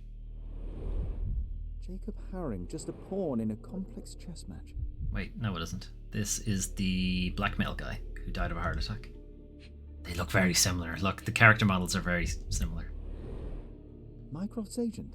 So M did orchestrate her accident with unimaginable precision.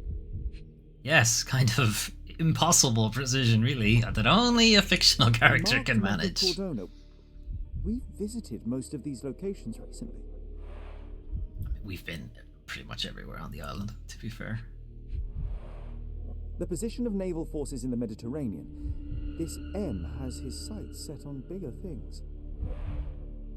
All these thefts, exactions, and death are the intricately entwined pieces of a greater plan, and we fail to influence it in the slightest. We're too late, Sherry. M set this all up for us, knowing by the time we found it, he would already have left Cordona. No, there must be something I've missed. We can still catch him. There's nothing else here.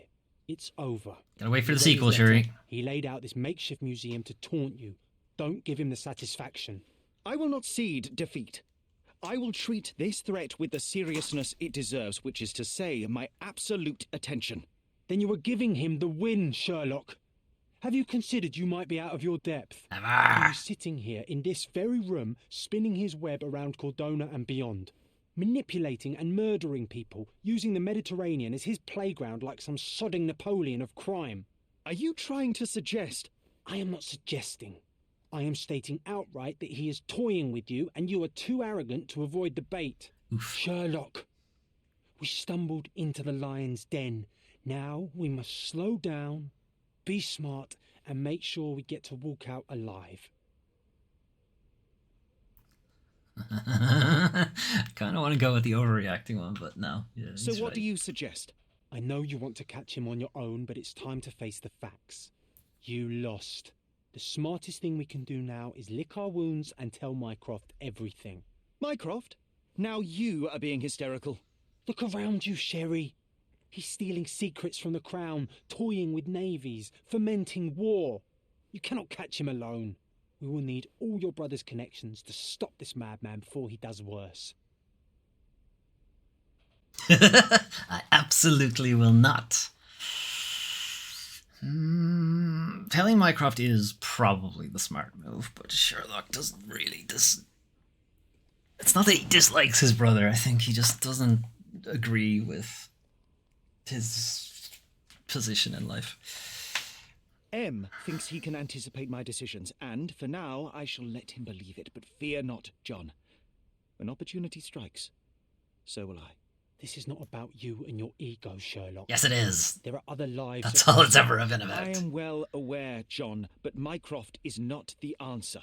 For the Crown, criminals like M are just as easily seen as assets or allies should their crimes align with one's political agenda. I will not involve my brother and risk this man walking free. I cannot allow it.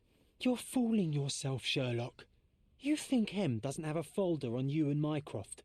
He's counting on you two not cooperating. It's obvious. I am simply ensuring that when M and I cross paths again, it will be on my terms, neither his nor Mycroft's. That is how I will win. This is a mistake, and one day you'll pay for it. But I know you too well to argue any longer. M is gone. For now, best to focus on the reason we came to Cordona in the first place. On that matter, you are probably right. But John, I need you on my side. I am on your side, Sherry. To make sure you don't get yourself killed. I appreciate it. Shall we?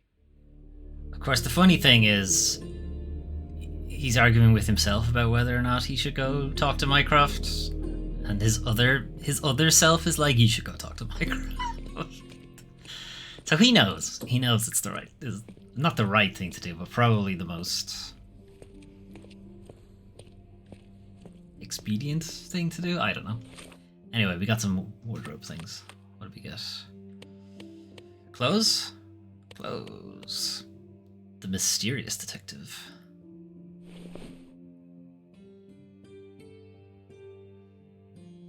Sexy. And probably something for John.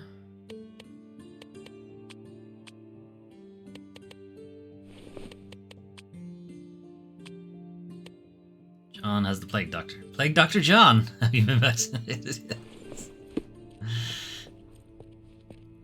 Why? What happened here?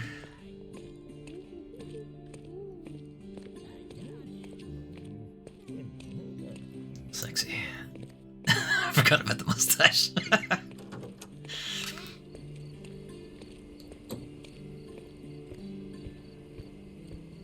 Okay, what is left?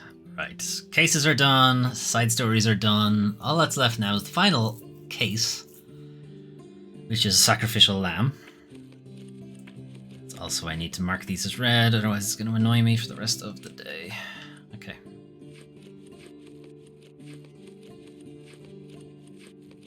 Gosh. Alright, Sacrificial Lamb.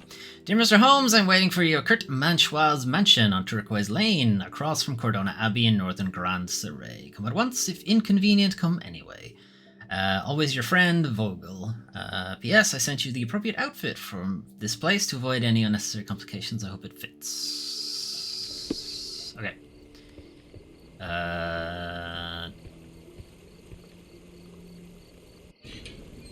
Okay.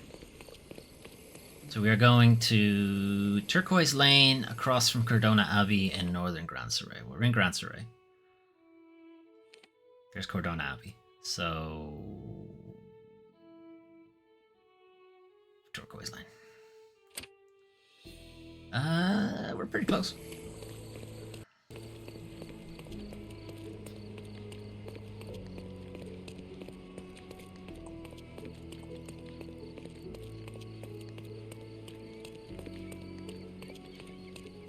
So, the sequel to this game is Sherlock Holmes The Awakened. I suspect that doesn't actually have anything to do with the mysterious M, Professor Malice. It's not his name. It's a different M.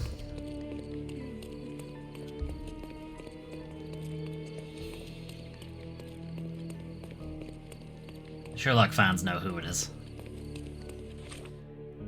I won't say, just in case they do decide to add him in The Awakened. I don't think he would be, because it really doesn't fit his whole deal.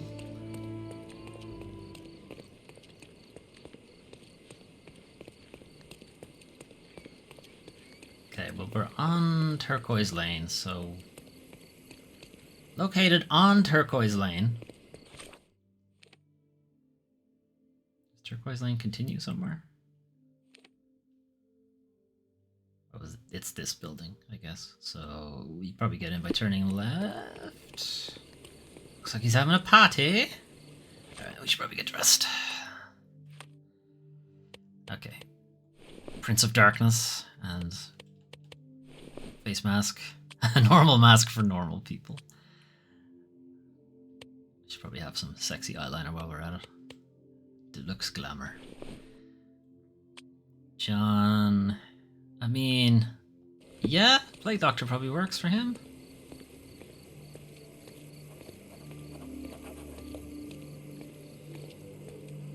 I'm getting flashbacks of the council game that we played.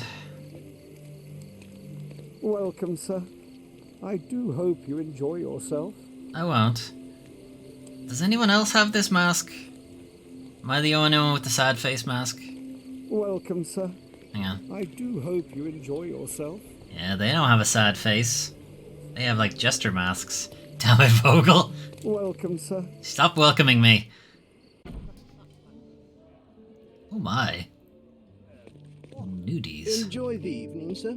There is still plenty of time before the grand finale. All right. I see. Nudies. Not quite nudies.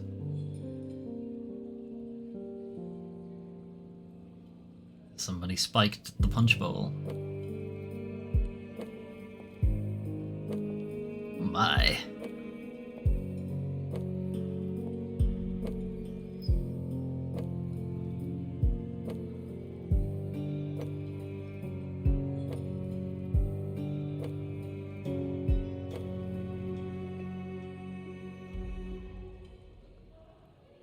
So who do we talk to first? Sexy lady or guy lording it What if over I write everybody? an article about these people here?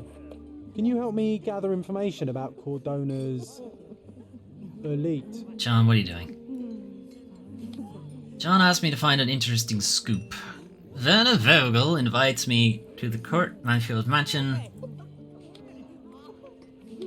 Well, that's all I got. Okay. Okay, gotta get some salacious rumors, so... My goodness, Sherlock. They made a blood fountain. No, John, it's definitely not blood, just wine. Cahors, at a guess?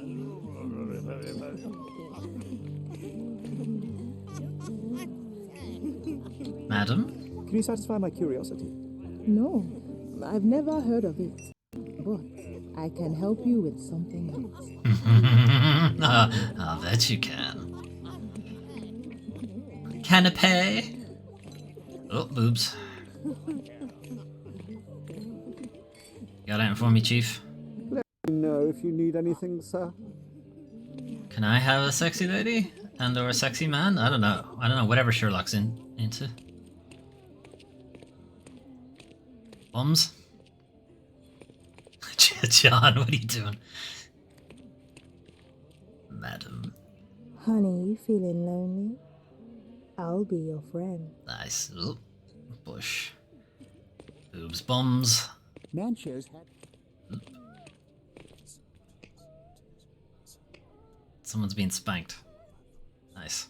Manchos had to enforce the masks after the scandal. Scandal. Cover the identity disclosure. Huh? Uncover the identity disclosure scandal. Too poor to attend? Doubt. Someone was sick? Doubt. Offended Duchess? Possibly. Too ugly without a mask? Political crisis? Probably. Uninvited priest? Doubt. Lost bet? Doubt. Fired after incident? Maybe. Cheating groom? Ooh. Yellow press. People described a scandal from a previous party. Vice Governor Cowden was found by his wife-to-be, a Prussian duchess, in the company of young men. Oh my. Although the marriage was intended to be a political one, the emotions of the duchess were very real. The incident instigated a political crisis between Cordona and Prussia. Although there were only a few notes of protest, the governor fired his protege. That's what I like about this party. Bring me more dirt, Sherry. One more piece, and I can expose these base hedonists. I guess we gotta wait or look for some more eavesdrop. Know what was here before Manchos.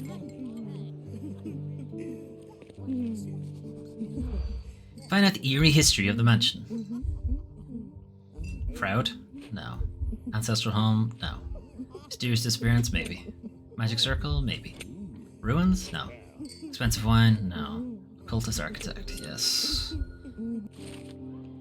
Before Manchio's family, the mansion was owned by an occultist architect. He dedicated his life to conducting a powerful ritual from the Forgotten Tome, but the ordinary magic circles proved too weak for it. That was why he built this mansion. A keen eye might notice that its shapes correspond with certain magical symbols, and some walls have cavities. One day, the architect simply disappeared. An ash stain on the floor was all that remained. Perhaps he was successful in his endeavour. I'll pin them down with this scoop. Thank you, Sherlock.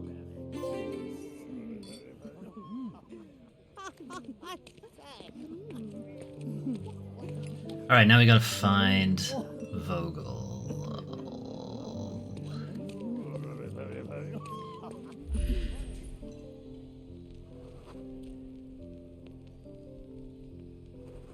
This is gonna be difficult.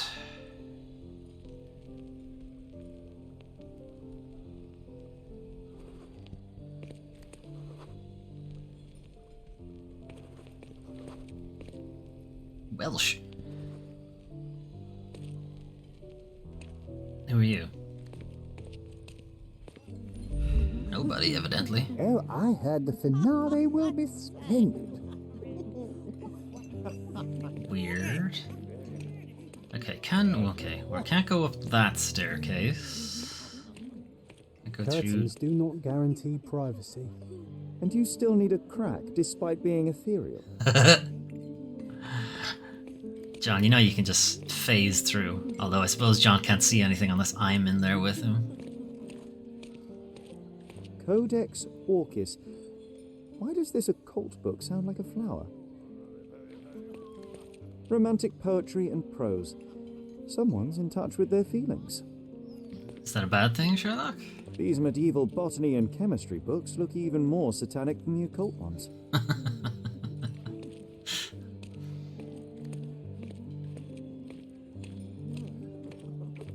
Yes, that's right. I'm at a bacchanal orgy thing, and I'm in the library. Well-known and recent plays to keep up to date with the current trends. What are you looking for, One of John? these books must open a secret passage. I know it. Alright, that's it for in here. Let's go back to the spanking room.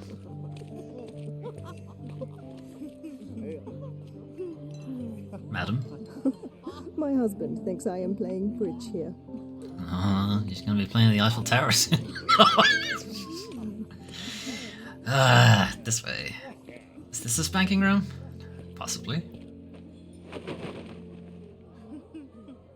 Sherlock! Friend!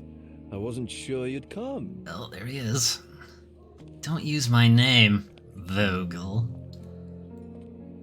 Madam.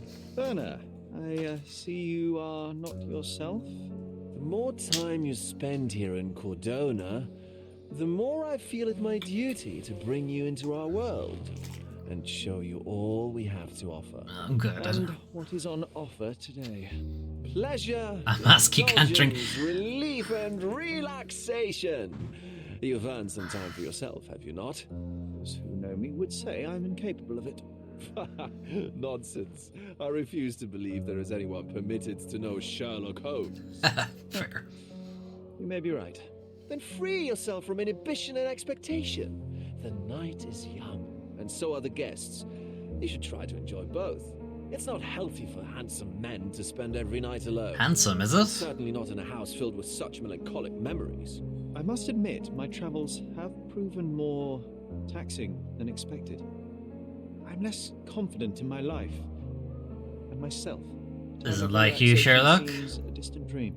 So can I tempt you with a physical aid to your moral consolations? There's wine, of course, and something to smoke, or perhaps an artificial paradise? Yes, something more spiritual, a potentiator to sharpen the mind. A 7% solution of, well, that'd be telling, but you must try it. Sherlock is into opium, right? That's a thing?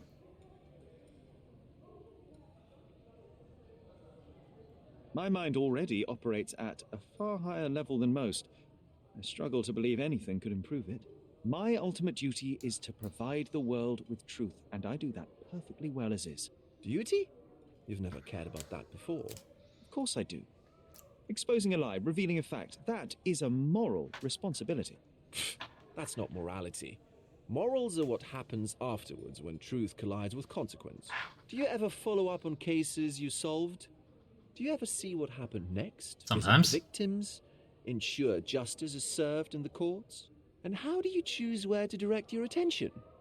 Are there not deserving causes to which your brilliance could be applied but isn't?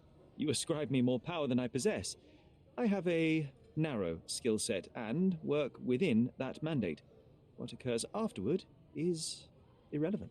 With every action or inaction, you place a finger on the scales of morality. Many in the city would see you as abdicating your responsibility. I haven't. Not me, of course. Not me. I don't give a shit. There is little to be gained from indulging in it, and far better things to indulge in. Now I must insist on easing any burdens I've placed upon your shoulders. Show yourself a kindness, and try this rather delectable concoction.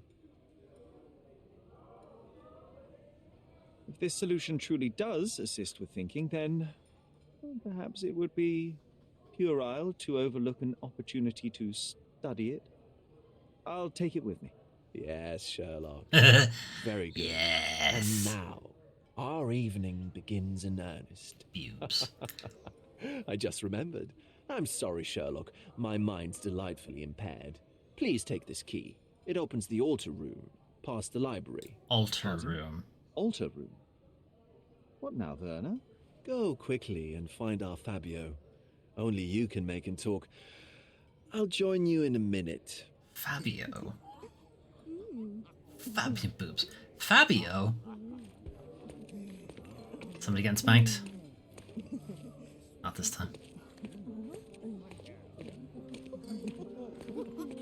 Alright, what did he give me? Got the key. Key to the altar room. Key to the altar room of the Manshaw's mansion.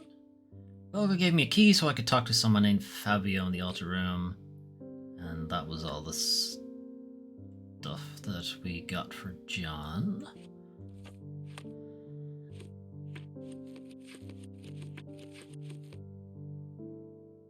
Oh, this is his article. Have you noticed that pigs are always somewhere to be found around filth? The same can be said about certain members of Cordona's elite found at the Manshaw's mansion. Prima society has a thirst for lust, dirt, and nefarious deeds. Perverse, corrupt officials prefer to solve political issues behind the velour curtains. Cowden, the vice-governor, for example, his political marriage collapsed. International affairs with Prussia. Where do you suppose this took place? At a party of Mr. Kurt Manschwa's. Not to mention that this puddle of waste is being nurtured in a mansion that once belonged to a crazed architect, a place where every shape and edge has a cult meaning. Cordona's elite feels safe and fine there, to be sure. This is a short summary of a single evening, but I'm sure there is more to uncover. However, my hard work won't affect the run of my newspaper. John, the journalist. In quotes. Okay. I don't recall seeing a locked door anywhere.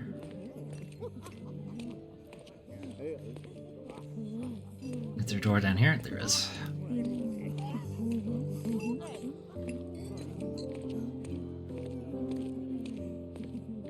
Ugh. Alright, this isn't fucking grim or anything.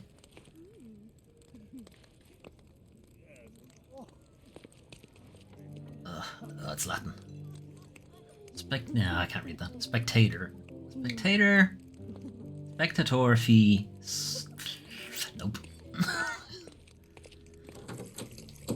Hey, you dead? Yeah, you're dead. Cool.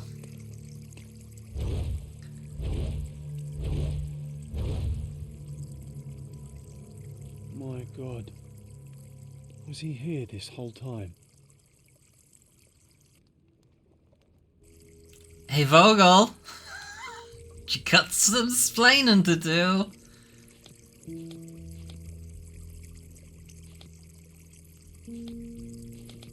Vogel's testimony. Vogel wants me to meet someone in the altar room. Nice. How you doing, buddy? Well, he's got smacked in the head. A blunt force trauma may have suffered an internal hemorrhage. And then, you know, the obvious, he's been stabbed by this thing that I'm not allowed to focus on for some reason. This golden handle has a blood stain on it. The handle has a stain on it. Interesting. The dagger is heavy and sharp, but lacks balance. It's not got to do with anything. The wound is deep. A precise strike reached the heart. Impressive. This worm-like sigil has been drawn with his own blood. Now, well, you can't be sure that it's definitely his blood. Got a tattoo covers a mark. His crew tattoo partially covers his slave branding. Interesting. Alright, gonna zoom in on the penis. Impressive bulge, but there's no clue there. Feet, disgusting. Right, what else you got for me? Flowers? No. John? No. Nips? No. He's got it in his hands. The victim has clenched the fabric so firmly in his fist that it's nigh impossible to remove it. He certainly wasn't happy to be here. Oh, he died here too. Yeah, that's fair.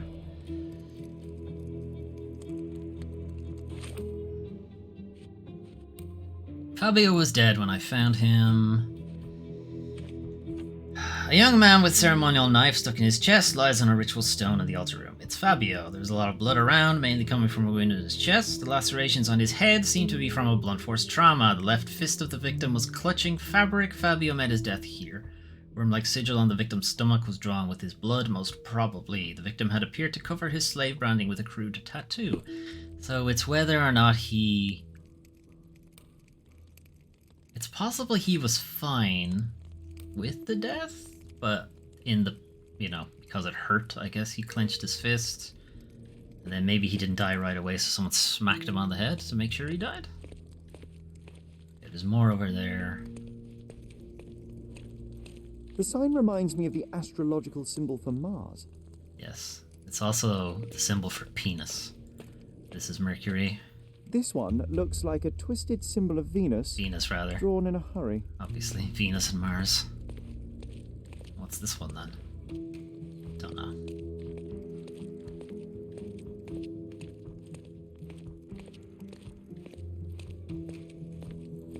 Does this go anywhere? Ooh. Okay, yeah, sure. Let's go in here.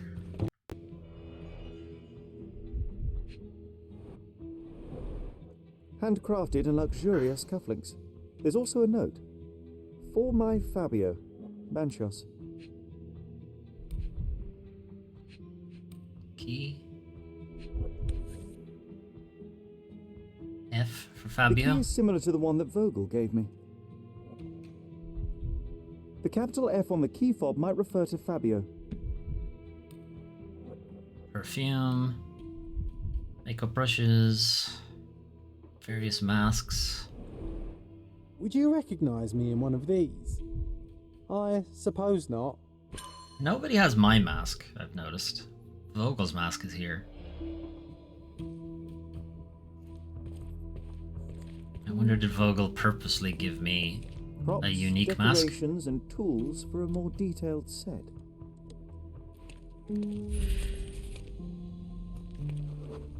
A wet Identical handprint. to the robes the guests are wearing.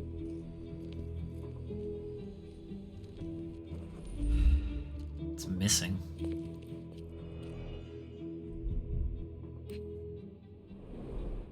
The pitcher is empty, but with puddles around it. We washed off the blood. Yep. Blood clots are adhered to the sides of the drain. Okay, somebody stabbed Fabio.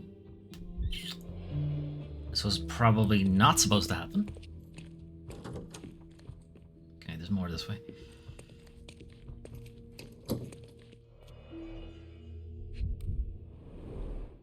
This is a different ritual.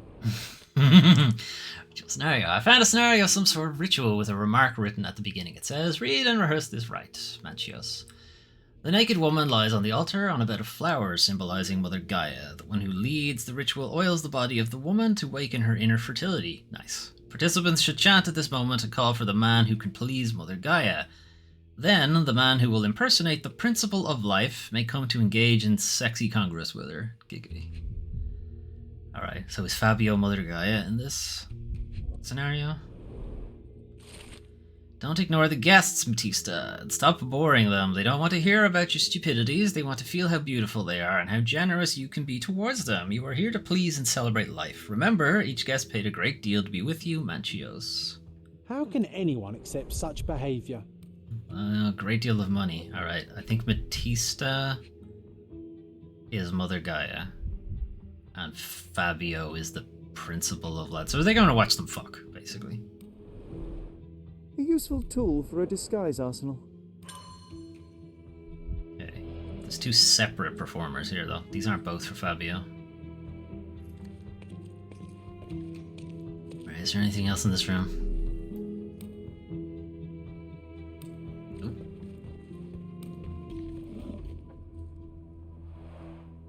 Similar to the guests' robes, apart from the bloodstains. Indeed.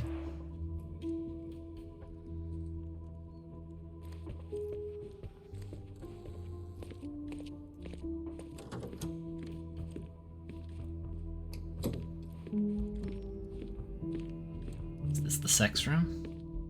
The room where sex happens? Cigars? Enough cigars to burn down the entire mansion. A lit one? Don't care about the lit cigar? Really? Okay. Riding crop. For spankings. Why don't people tidy up after themselves? Is it blood or wine? An open wound spoiled the carpet. Blood.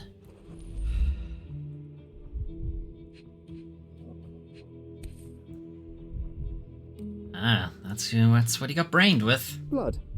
A sturdy bottle met a not-so-sturdy human. It didn't break only because it was unopened. Okay. So, Fabio was in here. Bonk. Somebody bonked him, and not in the good way. Then dragged him out onto the thing. He was still alive, stabbed him with the dagger. That's where he died. Fucking vampire shit going on here. Nice.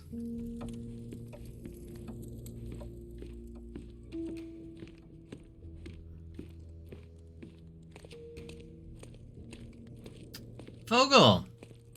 Werner, care to explain what is going on here? On nights like these, it's not unusual for some attendees to get a little exuberant. It's part of the appeal. Unfortunately, it appears things have gotten out of hand. Yes, some are more prone to bend the rules of morality.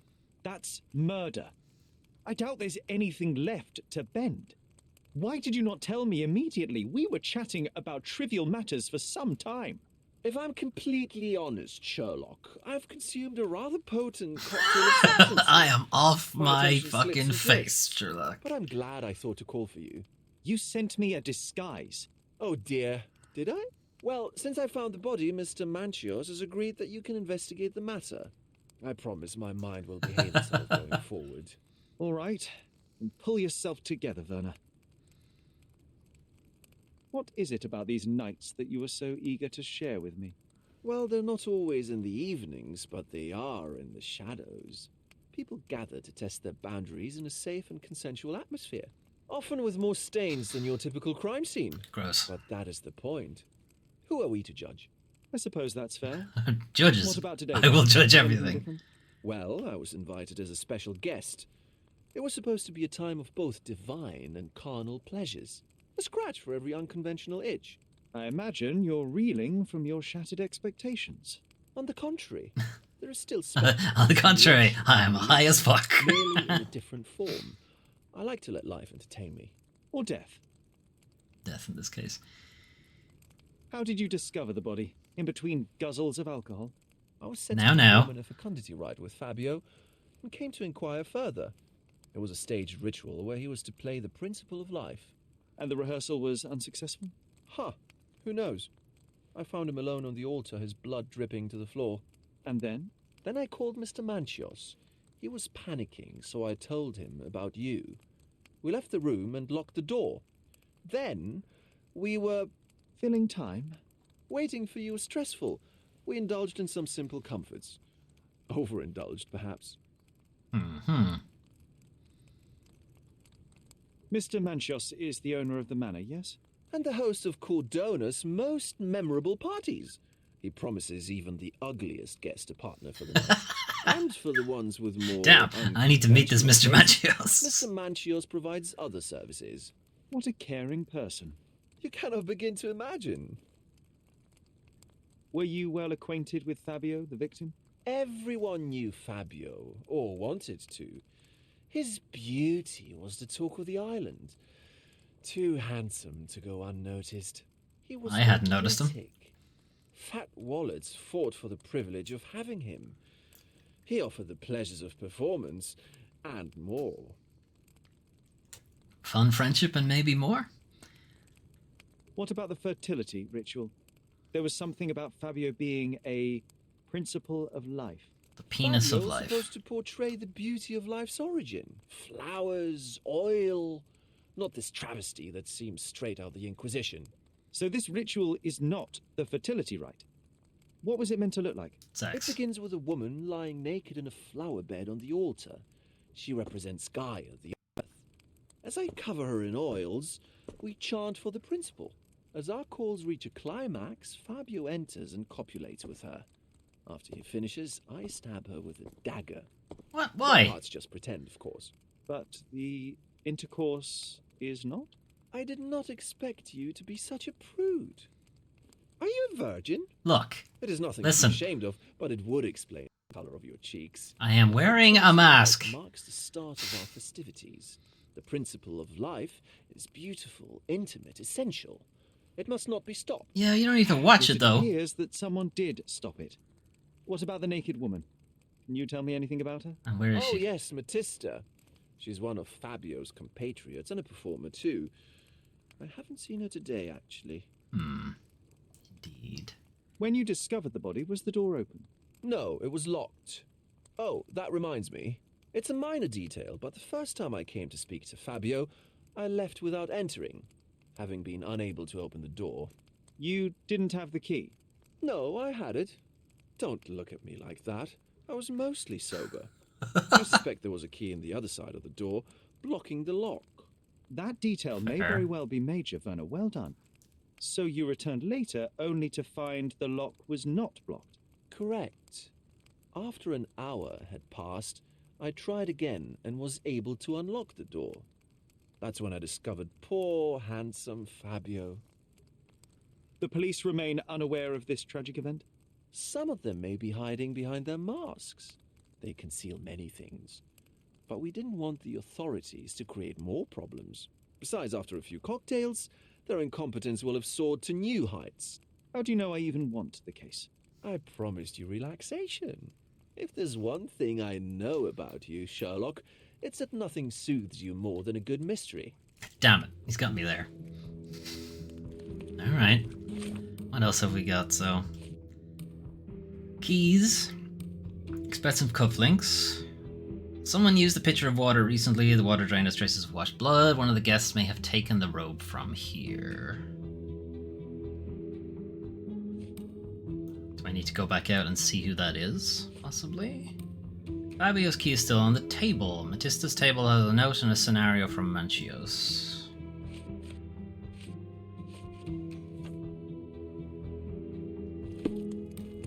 There's more stuff to look at here. Like a big handprint. A person leaned against the doorframe.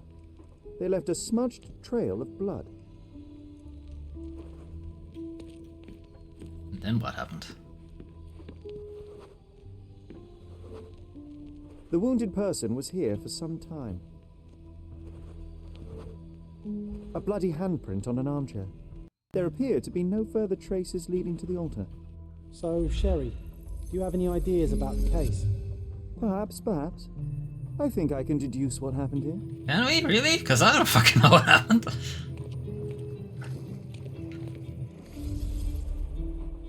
Lie down.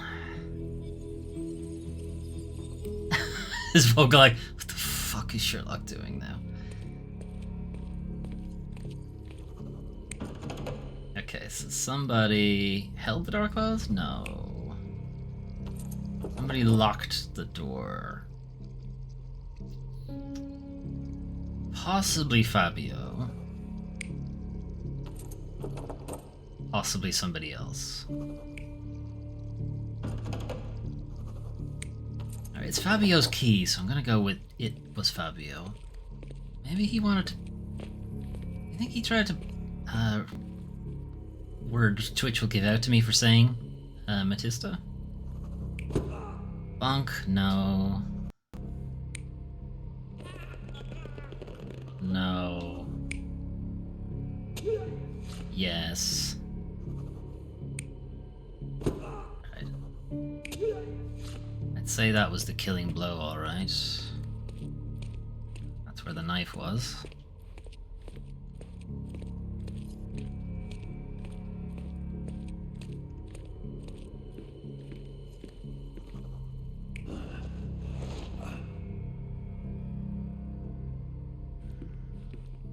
Hand's not in that position.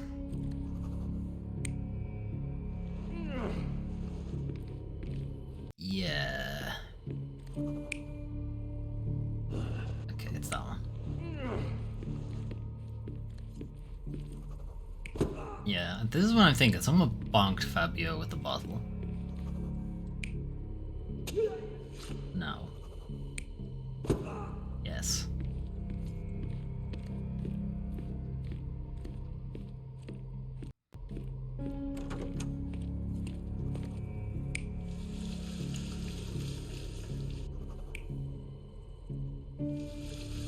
No. Whoever killed Fabio did that.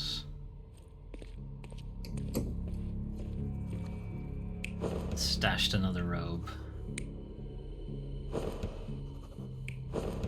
Okay. So the thing I'm not sure about is this part.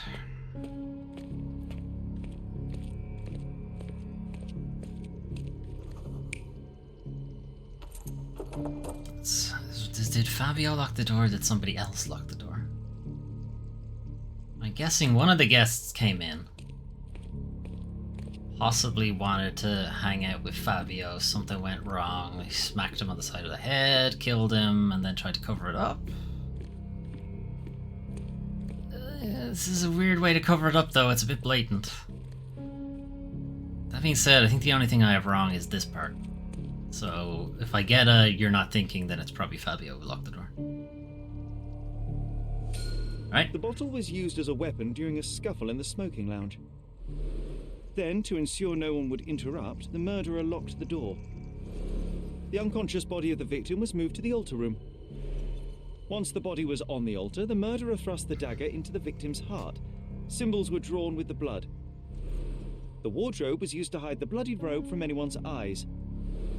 The killer washed himself and took a clean robe from the hanger before leaving.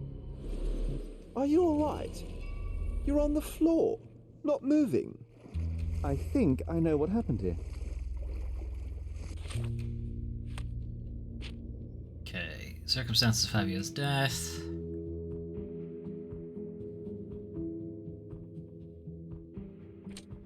Fabio's key remains untouched. The murderer had a key to the altar room. The murderer was in possession of a key to the altar room and locked the door. Okay, so I have one. Because Vogel gave me one. Fabio has one that wasn't used, so somebody else has a key.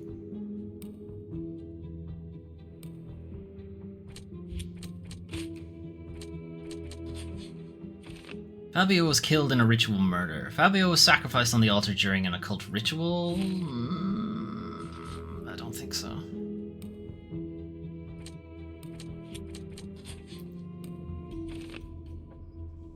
The ritual was a cover. The ritual was staged. It was a cover for the true murder motive. Yes, that's the one I'm going with. Do these connect? No. Okay. So that updated something in our casebook, which is probably who else has a key. It is clear the murderer had a key. If I find out who had a key to the altar room, it'll shrink the circle of suspects. Fabio's murder. The murderer attacked Fabio in the smoking lounge, striking his head with a wine bottle. The attacker then hurried to lock the altar room's door from the inside with their own key. The dying Fabio was dragged to the altar. The attacker pierced Fabio's chest with a ritual dagger and used his blood to draw occult symbols around the altar. The murderer hid the blood-stained clothes in the old wardrobe. The murderer washed the blood from himself, or themselves, and picked up a new robe before leaving the altar room unnoticed. You're leading the player a little bit, video game, by saying himself. It should be themselves. This elaborate box must be for the ritual dagger. This oil has a slight aroma of flowers and olive. And the other one? The ointment smells mouse-like. I presume it is an aphrodisiac prepared from a Spanish fly. Nice. An aphrodisiac. Okay, so Vogel. Who else has a key?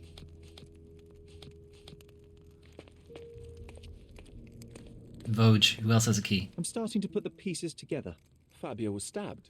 I see nothing but positive, Werner. Yes, he was stabbed, but only after being knocked out in the next room and placed here. I do not yet know why. So, who's responsible?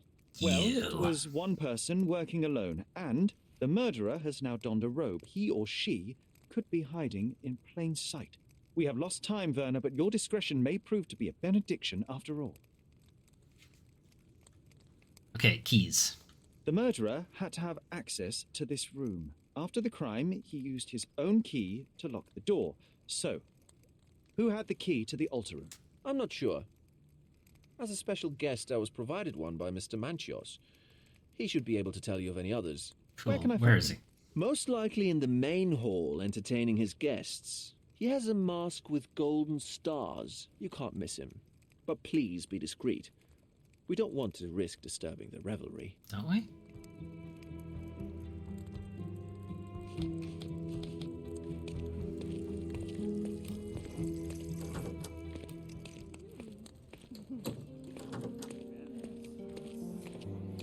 gold stars, gold stars. Is that a gold star or just a star?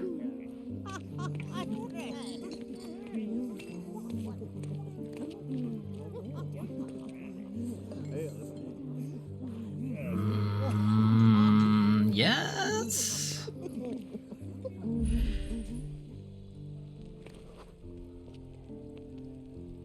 Trains for a bullfight. That doesn't sound right.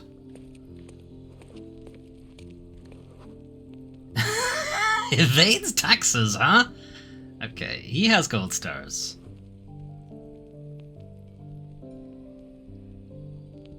The other guy also has gold stars, though. And they did say he was entertaining his guests. Let's go with this guy. Excuse me, just one question. I can't help you with that, sir. It's not him. Oh wait, this guy also has gold stars. Fuck. Can you tell me about him? Obsessed with exorcism.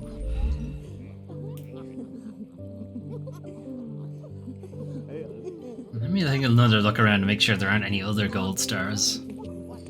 Are you a gold star? No. Oh.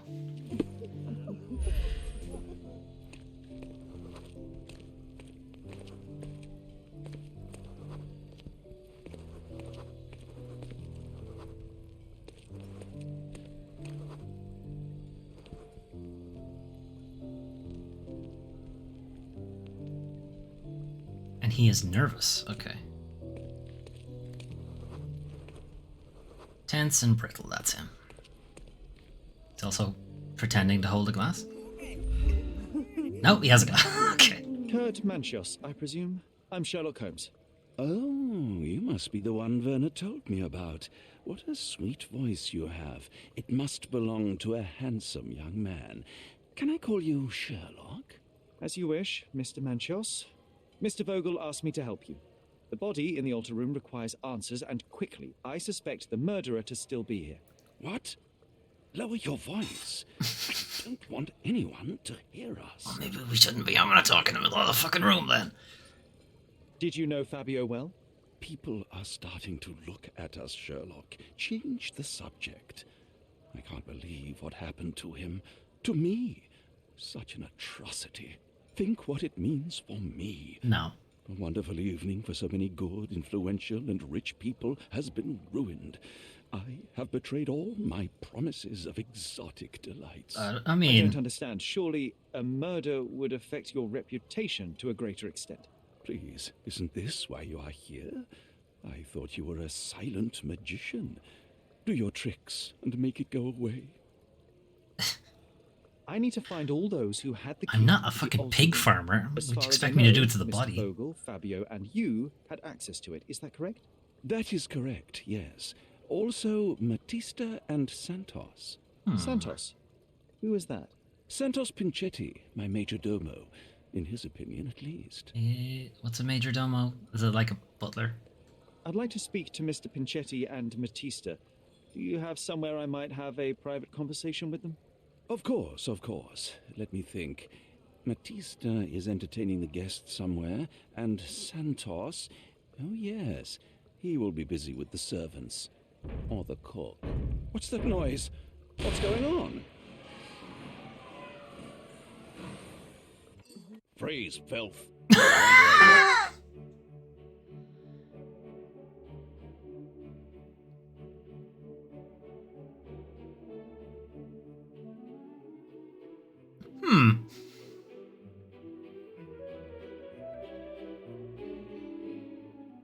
Bonk.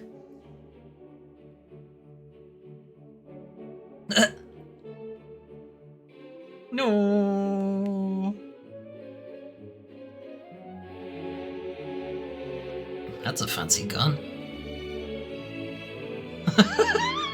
What is this scene?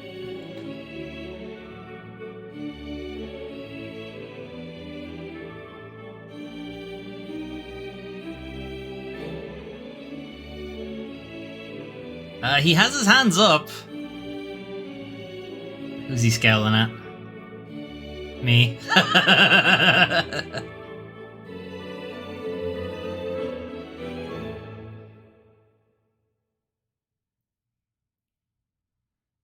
Look at you. Committed a crime, and now I have to free you, kiss your hand, and apologise for the inconvenience. I did tell you that Mr. Vogel and I were innocent. I emphasised it in my statement.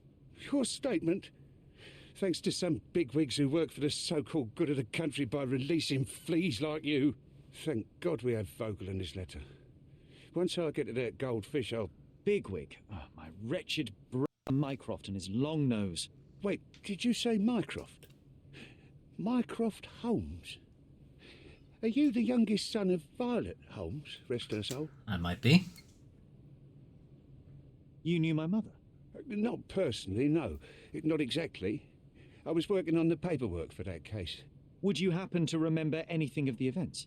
Well, I didn't make the inquiry, but I remember seeing some notes. Why? Perhaps we can negotiate. I could be quite useful. Huh. Got you hooked, right? You know what? Stark and the others think they're the smartest here, thanks to you. Let me get this straight.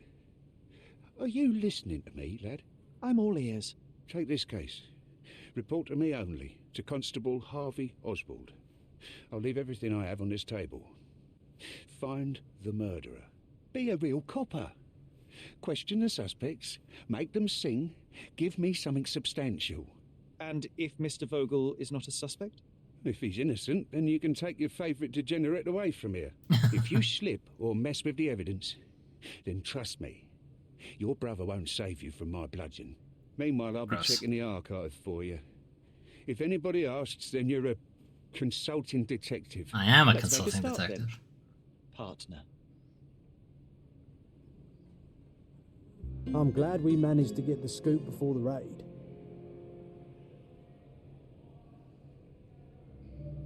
Okay, let's get this shit off my face first. Never mind. Okay, yeah, Vogel's imprisoned, so I should probably get him out. Police arrested me during the raid on Manchios's mansion. Constable Oswald freed me. Said he can find the documents relating to my mother's death in exchange for helping in solving the case. I agreed. Constable Oswald will be in the archive during my investigation. He left everything he has for the case on the table. Vogel gave me a key so I could know Fabio's dead. Vogel's invited a special guest. Carnival, Fabio's performed. Vogel doesn't know who could have had the key to the room and proposes to ask Manchios about it. But we know it is Vogel, Fabio, Manchios, Matista, and Santos all had a key. Cufflinks. Fabio received expensive cufflinks as a present from Manchios. Apparently I can talk to somebody about that. Pinchetti is a major domo. Does this help at all? No. No. Okay. Alright, let's have us look around. Right, report number 6260. Following a report from a witness of the satanic ritual who claimed to have found a body, the raid on the Manchios mansion was granted. It resulted in the arrest of multiple suspects and dispersal of the group in masks and robes caught in acts of gross indecency and unnatural behaviour. The body of the victim was found lying on an altar with a knife wound in his chest. The officers identified the victim Fabio 20, a local performer and artist. Arrested suspects, Vogel. Vogel had a letter of an insulting nature in his possession, which had been written by the victim. He claims to have found the body. He is infamous for his eccentric personality. Holmes carried a murder weapon, a dagger with the victim's blood and other items of evidence. He was invited by another suspect, Vogel, presumably to obstruct the official investigation.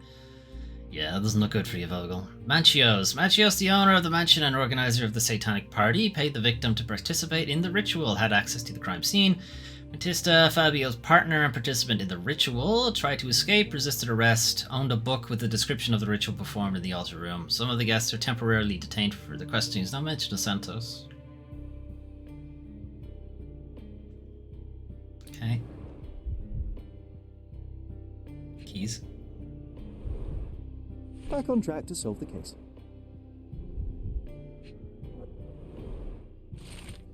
Evidence ticket. The provider of this ticket has permission to inspect all evidence on case number 6260.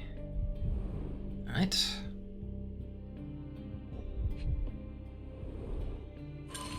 Witness deposition. I, Santos Pinchetti, am a witness who reports a suspicion of murder at Manchios' mansion in Grand Surrey. Okay, this is why Santos wasn't mentioned. He's the one who snitched. During preparations for the social party, I heard loud noises from the closed altar room. Immediately, I thought of the sacrifice of a living being overviewed by none other than Kurt Manchios. There was blood on the walls, strange symbols, and a dagger in the heart. As soon as I was able to think clearly, I rushed to the police station to report my findings. The station responded to the deposition by sending a patrol, while the witness left the station and went home. Huh. You know, he could have done it, and then set the police after the rich people. They'd be like, fucking rich people. Imprison Vogel, Dr. Vogel. I obtained keys to the interrogation rooms 5 and 6. That's the witness deposition. That's the evidence ticket. Okay. Pavia, murder, Pinchetti. Pinchetti's a major domo. Okay. Pinchetti is a suspect. Pinchetti is a suspect who should be arrested and questioned. He had a key which he did not mention in his deposition.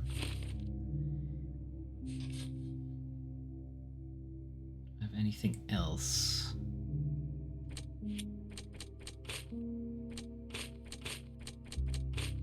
No. Vogel is held because of the letter. I don't think that's anything to do with any of that.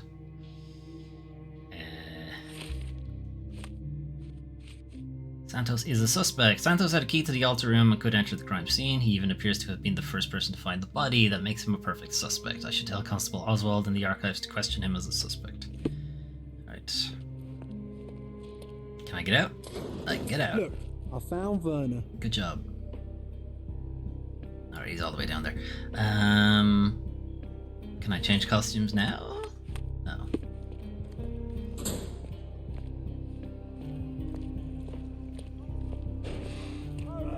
How about now? Now we can. Okay. Right, back to our cool clothes. We did get new clothes though. So what new stuff did we get? Or did we just get this back? Maybe?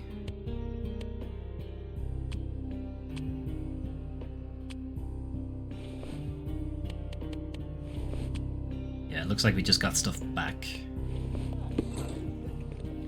No, archives.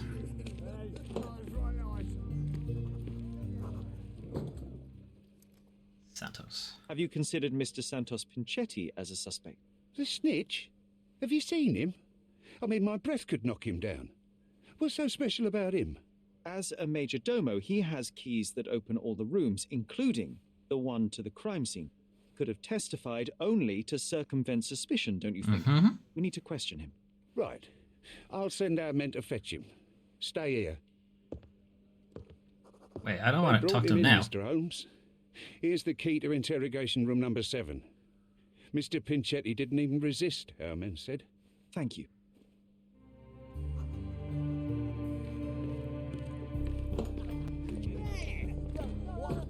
Okay,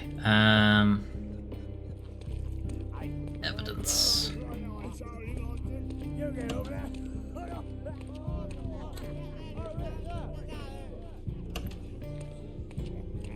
These guys are still hammered. Good day. Your ticket, please, if you want me to help you. I'd like to check the evidence from this case. And who are you? Oswald sent me. I'm a consulting detective. His partner, then? Let me see. Ah, a ritual murder. What a bunch of degenerates. Wait a second. I'll bring it to the table.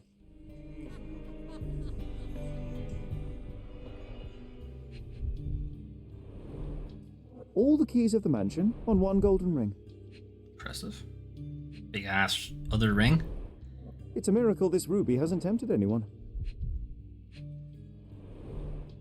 A heavily perfumed handkerchief with the initials KM in the corner. Right, so that's Kurt. As evidence from the fact that it says it on the box. Batista. That's not for bedtime reading. This ex libris belongs to Manchios Library. The Power of Love, Blood and Mandrake. The police found this occult book in Matista's bag during the arrest. According to the ex libris, the tome was taken from Mr. Manchios' collection. It contains illustrations and descriptions of a ritual similar to the crime scene. Prepare the naked body of a recently deceased subject of interest. Draw symbols of Mars and Venus to enhance the power you possess. To use the force of male and female nature. Pierce his heart with a golden dagger to be rid of the blood. Wasn't gold. To be rid of the blood that does not love you. Draw a symbol representing your love while waiting for the resurrection. Recite the charm. The book describes a ritual similar to the one performed in the altar room. I don't think it was a ritual, is the thing. I think they were just trying to hide it. A handcrafted charm that contains hair and nail clippings. And the key, presumably. Her key to the altar room. Okay. And who's this? This is Vogel's stuff. Letter from Fabio. The letter that was found in Vogel's evidence box. Is your mind unsound? You can't control your bitterness, not around me anyway. For me, it's too great a risk to ignore that kind of behavior. I can speak, and play with anyone I choose. I'm not another Matista. You pay me, but you haven't bought me. Of course, I'll keep all your generous donations, even though they hardly compensate for your last terrible outburst. I'm leaving you, although Matista will still be around. Fabio. Not the time for privacy. Ouch. Delicious heroin. An emergency kit for boredom. Werner's personal sketchbook. Thank you, officer. Okay, did that help at all? Did that help me in any way whatsoever? Okay, so that's the ritual book. This is Fabio scorning Vogel. And some Mind Palace, we got something. Okay.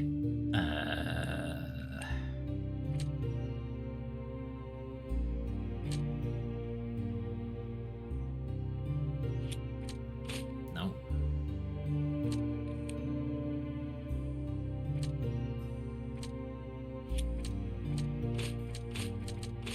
I'm just gonna process of elimination this.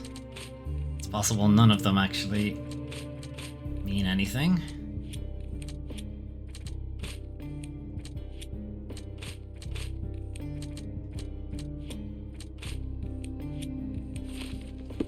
Never mind, none of them connect to anything.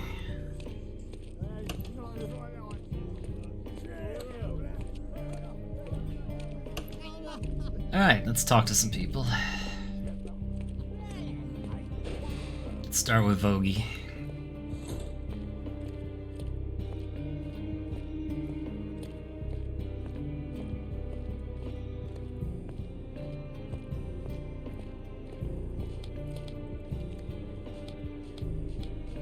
Anything? Yeah. Werner, are you alright? Oh, yes. Everything's fine. In fact, it's something of a family reunion. My brother spent quite some time in this place himself. You should not be here. I told the police everything I knew, but they refused to let you go. They require proof to free you. Ha! What did you expect? The mighty Sherlock Holmes swans in, tells the officers what to think, and the world obeys? Yeah. Of course not. Anyway, I struck a deal with the constable, and I've got a free hand in the investigation. I find proof to solve the case for him. He obtains files about my mother's death for me. Well done. If one has the power or will and can act, then one must. I wonder, suppose you couldn't get the proof to your truth. Would you tell a lie to the guard that enabled my freedom, knowing my innocence? Would that not be just? There are lines I will not cross, Werner. I will do my best to secure your release, but with proof, not deception. Really?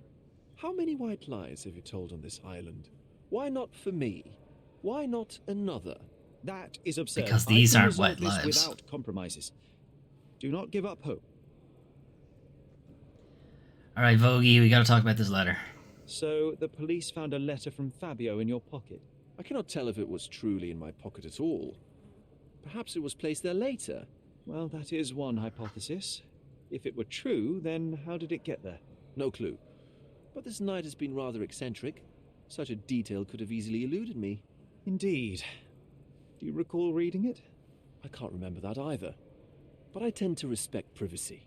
Reading others' personal notes is not one of my perversities.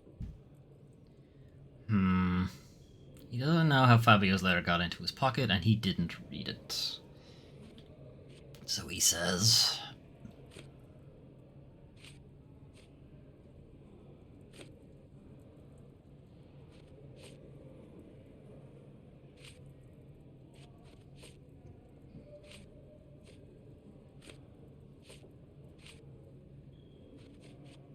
Not sure what else to show him. This.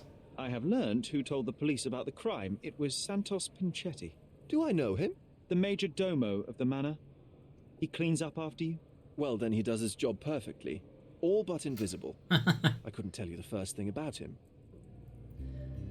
Alright, so he doesn't know who that is. Do I have 7? Oh yeah, this is Pinchetti, okay. Alright, let's have a look at your stuff. I recognize the key from the altar room among these. Really? You recognize a key? Impressive. Kurt Manchios' will and note. A small note attached to the will says, Santos, my hopeful slug, you begged me to include you in my will, so I did. Here's my latest revision of the will. Kurt. The text of the will under the note. Santos Pinchetti, the major domo of the Manchios mansion, receives a jar of mustache wax and a salt lamp that he might always remember his caring employer, Kurt Manchios. Ouch. Hey, I'd be pissed too, Sancho. Mr. Pinchetti, a pleasure to meet you. I'm Sherlock Holmes. I'm helping Constable Oswald. I've already told him everything I know. I'm only a witness. Everything's in my report. And I've read it. You forgot to mention that you hold the keys to the room where Fabio was found. I need only to find if the crime was intentional. But I need to return to my duties. I doubt the house will fall without you, Mr. Pinchetti. Just be still for a few seconds.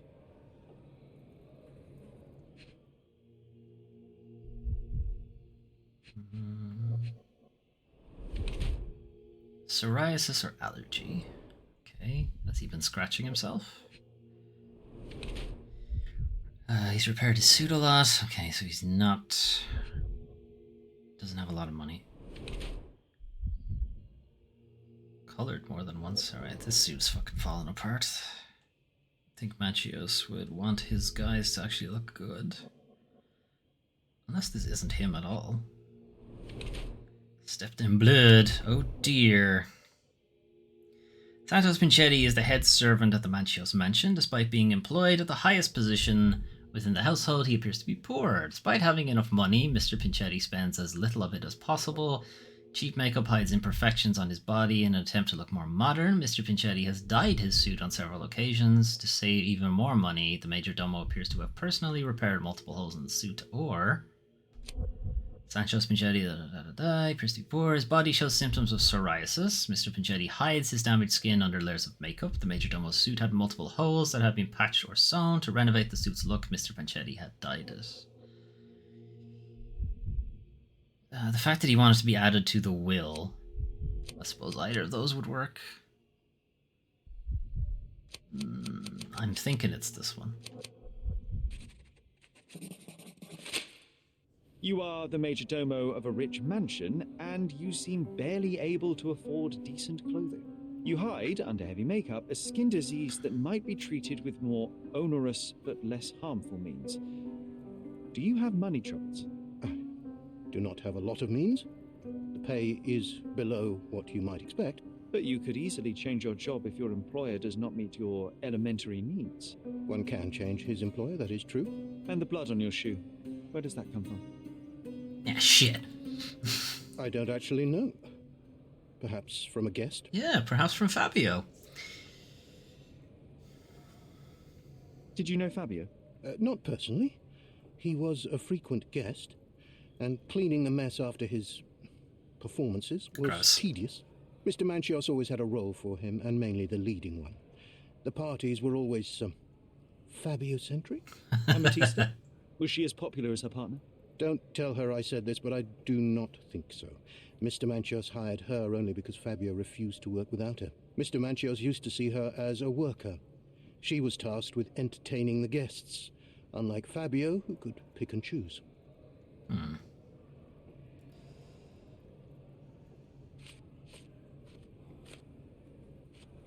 Mr. Manchios says that you begged him to be included in the heritage.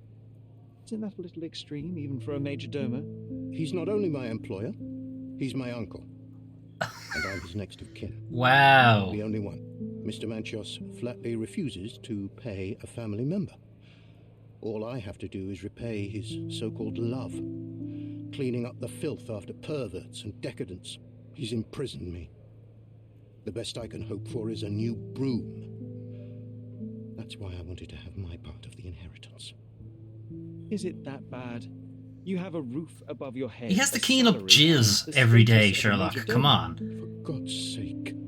I'm forced to dye and stitch my threadbare clothes, and the holes in my shoes are painful. I'm ashamed every time a guest looks at me closely.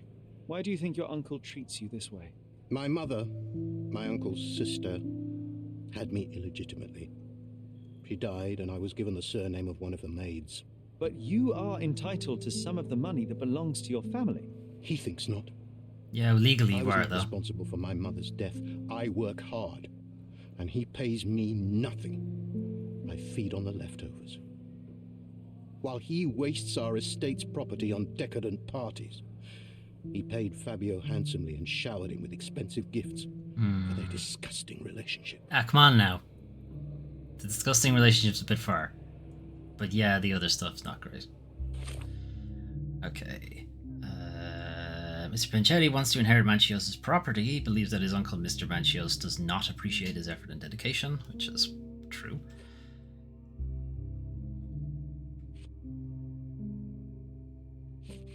Okay, you have a Mind Palace thing. Manchios mocked Pinchetti. Pinchetti informed the police.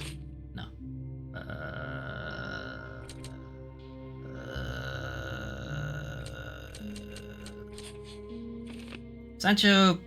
Santos even, Pinchetti's efforts in vain.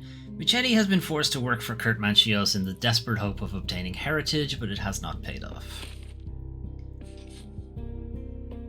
Blood on Pinchetti's shoes. Pinchetti accidentally stepped in blood. Santos Pinchetti may have stepped in the blood while discovering the crime scene. It's possible, sure.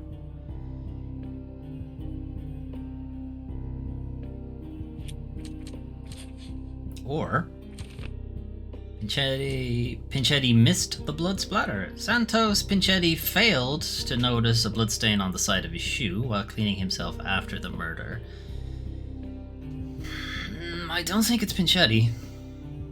Right now I don't. Could change later, but right now I don't think it's him.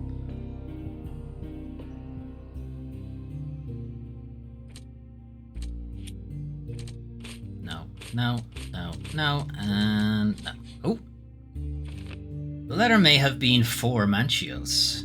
Ah. Vogel's letter mightn't even be for him. According to Santos Panchetti, and by the content of the letter, it may have been addressed to Kurt Manchios. When did Santos tell us about that? I don't remember that happening.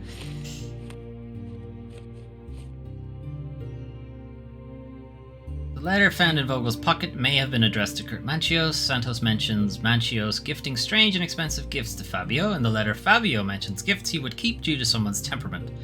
It seems that Fabio wrote this angry letter to Manchios. Okay. Please let me out. No. Alright, so 5 and 6. There's 5 and there's 6. So who's in here? Alright, that looks like it's Manchios and Matista. Okay. Let's talk to Manchios first, I think. Good day, Mr. Manchios. I am Constable Oswald's partner in this investigation. Be quick and gentle. Some of your colleagues are untrained boors. Although I don't mind meeting young officers. The new blood here. Keep it in your pants. If you cooperate in finding Fabio's murderer, there will be no need to meet with the boars again. That voice. Werner's friend? You're the policeman. What a disappointment. Only an undercover agent can scour a ditch full of deviants. I am a consulting detective. Although I'm capable of replacing the entire department through my consultations. Sharp-tongued, I like it. May I presume this tongue will get us out of this trouble? I would be so indebted and glad to repay you. Need the Nothing's money. changed. I'm looking for the murderer. That's the only way to get us out of trouble. But it shouldn't take much time, correct? We're all busy, after all. You have something to get back to, do you?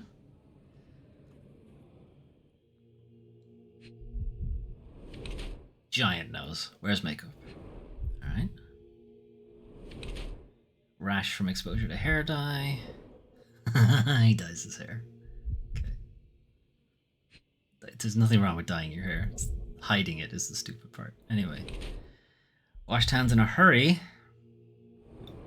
Oh dear, Kurt. Oh dear. And... very expensive shoes. Kurt Manchios is extremely rich, eccentric, and frivolous. He is the organizer of the parties for Cordona's elite and the owner of the Manchios mansion. He spends his life in the company of similarly overprivileged people. However, his being sociable in this manner has made him cautious regarding his health. He uses chemicals and hair dye to clean and improve himself to the extent that it damages his skin, or... Mr. Manchios wishes to hide his true age from the younger participants of his parties. He is concerned with aging to the point where he uses makeup and hair dye to look younger. That is what I would go with, alright.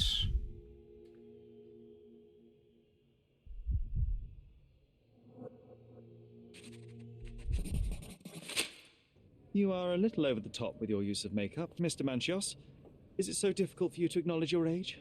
Well, Sherlock, that's easy for you to say to an old man when you look as though you are barely 15. Still, it shouldn't be an issue for someone of your status. For people of my age, it isn't an issue, no. But the younger ones can be so afraid of wrinkles and grey flecks. I have to adapt. What do you mean grey flecks? A methodical man who cares for his body but misses the soap under his fingernails.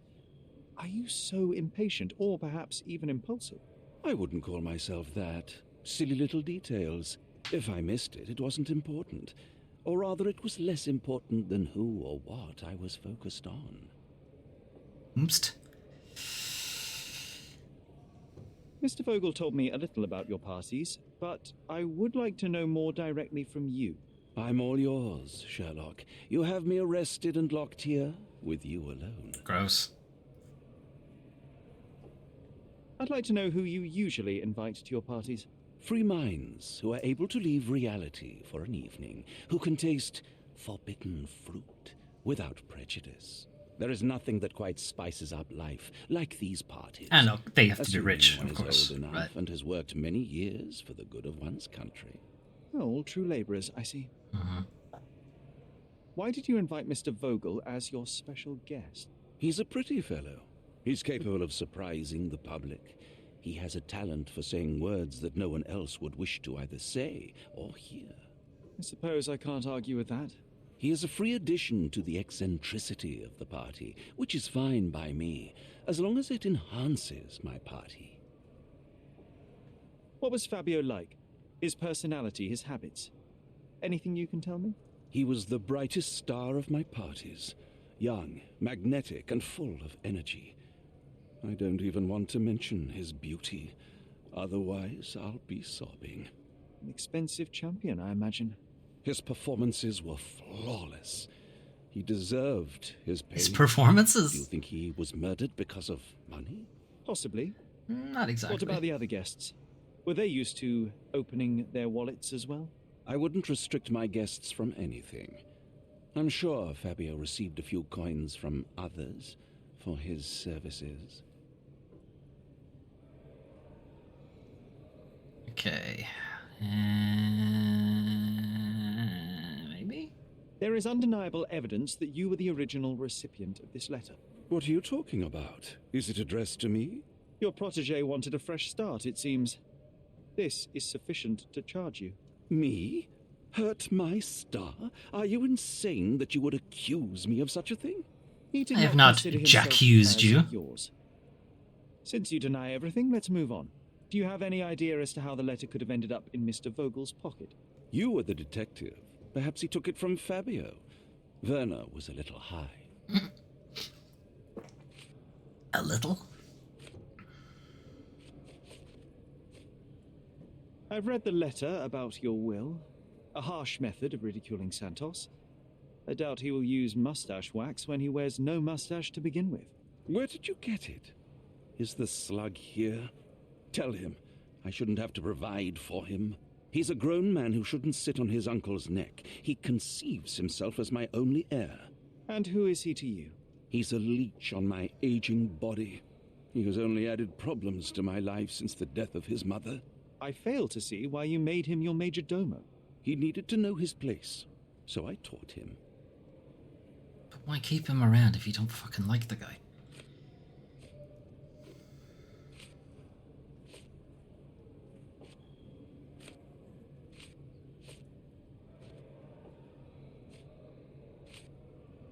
You bought an expensive pair of cufflinks for Fabio.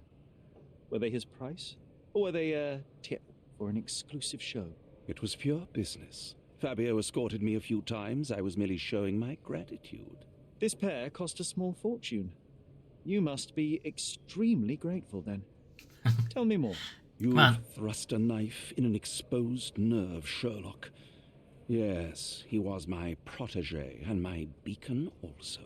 With my experience and his beauty, we could have achieved anything. I had faith in him. I would have made him. Anything else? Well, apparently there is something else. I'm not sure what.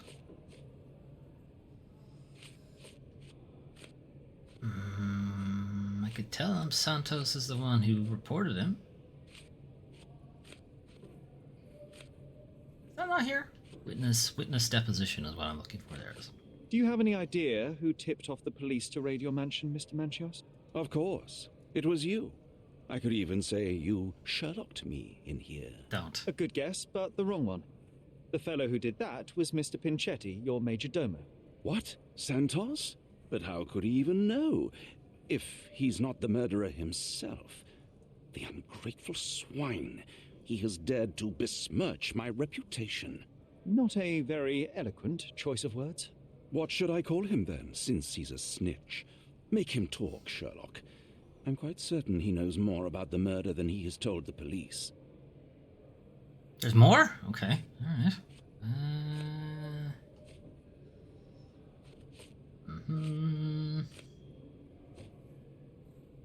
This? I've no idea about that. Alright, it's not that. No. No. Well, maybe. You better ask someone else.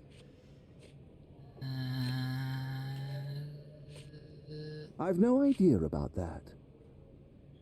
You better ask someone else. I've no idea about that. What the fuck else? You better ask someone else. You better ask someone else. That's not something I know much about. You don't know much about your own profile? That's not something I know much about. I've just been used to do all of them. That's not something I know much about. You better ask someone else. Do you recognize his book, right, yes. Could Matista have borrowed it from your library? She didn't ask me. How ungrateful. The things it's a described library. in the book were inspiration for the rituals you performed? Do you really believe that blood, symbols, and incantations can resurrect the dead? They are just eerie tales with a mix of occultism and voodoo. My rituals are a stage to show some of the forbidden pleasures. His ears. Alright, well, that's him done. Right, Matista. Judging by Kurt Manchios' reaction, he hadn't permitted Matista to take it. Alright. Right now I'm thinking it's Manchios. Kurt Manchios had feelings for Fabio.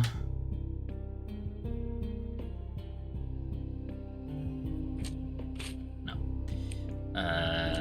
The murder cleaned themselves. Kurt Manchios is scrupulously clean. Manchios washed himself after the murder. Kurt Manchios cleaned himself of blood after Fabio's murder. Possibly. Kurt Manchios is scrupulously clean. Kurt Manchios has a washing routine. Or, Kurt Manchios carefully prepared himself for depravity to come. Yeah, I'm still thinking he was the murderer.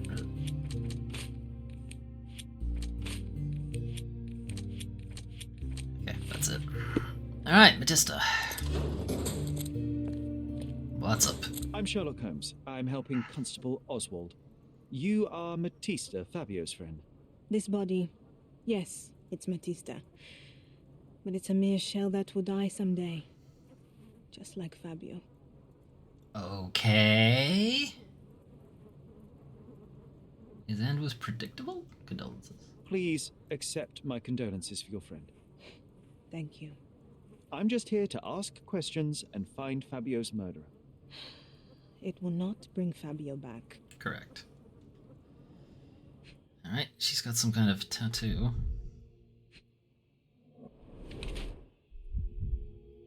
Blood-filled bruises on the neck. It's like strangulation. Inks herself. Nervous. What the fuck is going on there? Okay, are these anxiety related? Same slave brand as Fabio.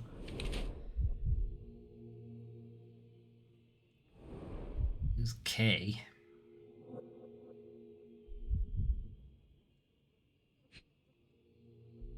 Was she bound? Oh, shackle scars, okay. Matista, the performer and Fabio's partner, has had a difficult life. She was branded and enslaved while still a child. While enslaved, she met Fabio, hence her similar branding. Old scars as a result of her slavery during adolescence. She continues to be haunted by these traumatic experiences. Matista seems to be pragmatic about her body after years of abuse. She sells herself to the guests who do whatever they want to her. She's not afraid to step over the line. Also, Matista marks her body with ink. Or, she has a genuine interest in mysticism. Since she has tattooed her body with occult symbols, Matista tries to get over her past, and the life of a performer seems to be an opportunity for her to earn money.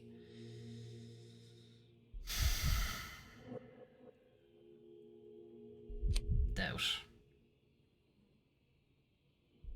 I mean, she might have an interest in occult, but I don't think it's because she's punishing herself.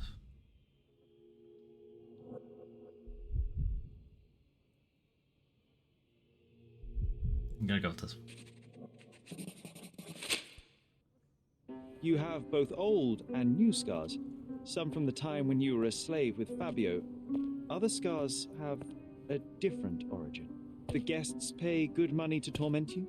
I am skilled in giving pleasure, but I don't participate in such practices. I thought your body was... For sale? It's true. Many unwanted things were done to my body. And the pain helped me to discover... Occult deities? I was wrong, yes, so... the tattoo speaks loudly of it. Yes. Your gods abandoned me, and the ones I favor now are more protective of me. How did you escape? Something happened. One night the master fell down the stairs. I made him fall, and he died. Right. We ran away that day. We managed to get on a ship and sit travel down, here, Sherlock. to Gordona. Fabio and I started a new life here. It was very hard at first, but it became better with time. Until today. Does nobody want to sit down in their chairs? The bruises on your neck are not self-inflicted. Someone else made them. Some guests can't contain themselves. They even bite, sometimes. Let's see. Okay. This book, The Power of Love, Blood and Mandrake, what do you hope to achieve? To learn more about the invisible strengths that govern us. Occultism is real. The master who fell that night when Fabio and I escaped, I made him fall. I cast a spell on him and it worked. Or was it a coincidence? The universe is rarely so lazy. If you say so. You're gonna find out in the sequel.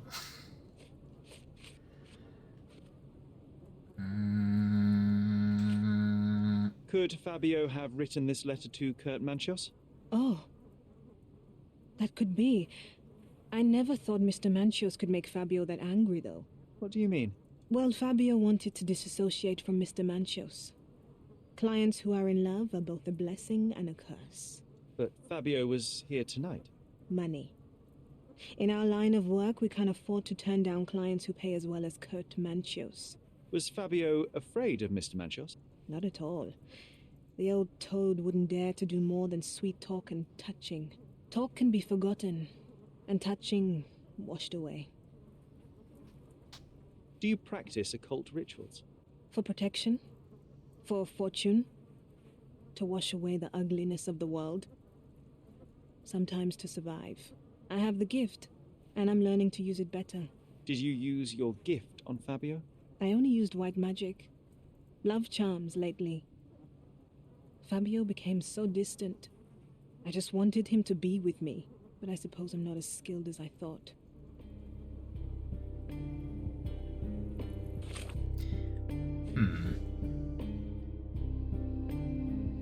Matista agrees that it may have been addressed to Manchios. Fabio wanted to break off. Then, okay, that's probably enough to get Vogel out, so we'll go talk to your man about that. She mentions the use of white magic to bring back Fabio. Then who fucking hit him with the bottle?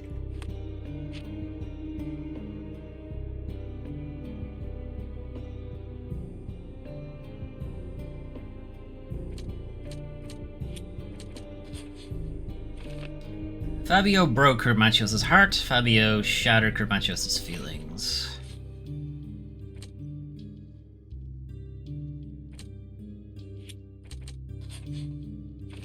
Matista may have used a ritual on Fabio. Matista may have performed a ritual on Fabio to bring his love back. This has fresh bruises. Matista's activity at the party. Matista was bruised by the guests. Matista suffered bruises on her body from brutal interactions with the guests during the party. Fabio was assaulted. Matista has bruises. Or Fabio bruised Matista. During their fight in the smoking lounge, Fabio bruised Matista. Possibly that the fight got out of hand. She tried to defend herself. Knocked him out.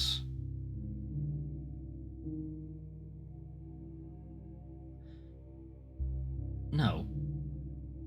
The ritual does not mention stabbing him, right? I'm still gonna go with this one. And then that's it. This is not helpful. What does the book say? Prepare the naked body of a recent... Oh no. Pierce his heart with a golden dagger to be rid of the blood that does not love you. Prepare the naked body of a recently deceased object of interest. He wasn't dead. Did she know he wasn't dead?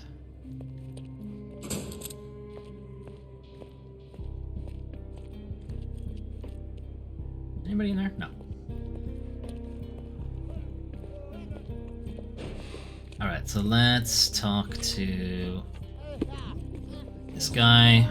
That'll get Vogel out. This letter proves nothing. Fabio wrote it to Mr. Manchios. It's time to free Mr. Vogel. Do you really think I'm that naive? I need proof, not words from his friend. Very well. Mr. Pinchetti told me that Mr. Manchios was lavishing Fabio with expensive and eccentric gifts. The letter mentions rich rewards and attempts to buy Fabio with them. It was written to Mr. Manchios. Who else was showering Fabio with luxuries to buy him? It doesn't fit Mr. Vogel's character. Look here. We had a deal. Give me the murderer and then take your friend with you. I won't budge otherwise. Well, fine, but you're just wasting time. Okay. Well, we did the thing.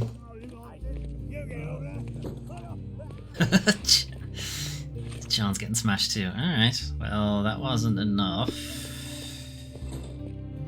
We still don't actually have enough information to charge anybody, because otherwise we would be able to j'accuse at this point, so we must have to chat around some more. Alright, Vogie, you got anything else to say for yourself? I have reason to believe that the intended recipient of the incriminating letter may have been Kurt Manchios. Well, that makes sense. Too bad I can't remember how I came to possess it, though I did spend quite some time with Mr. Manchios during the party. Unfortunately, even with an answer, that may still not be enough to clear you with the police. But fear not, I will persevere. As it turns out, I hope it your isn't attempt enough. To put things straight will make up for you being on a bender. Touché. Okay.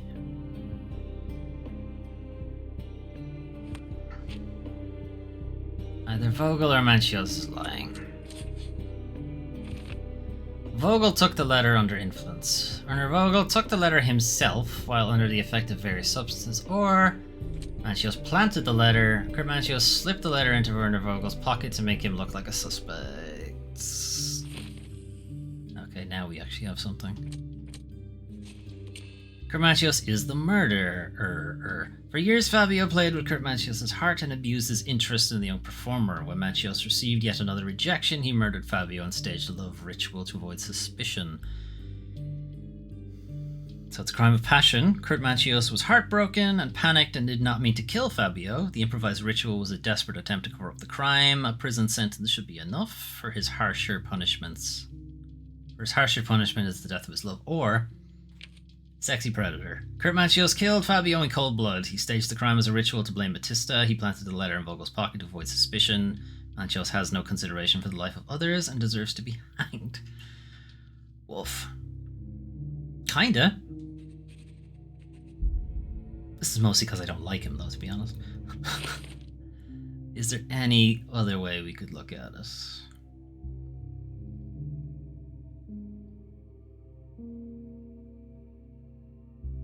If we said instead that Pinchetti didn't clean himself off properly.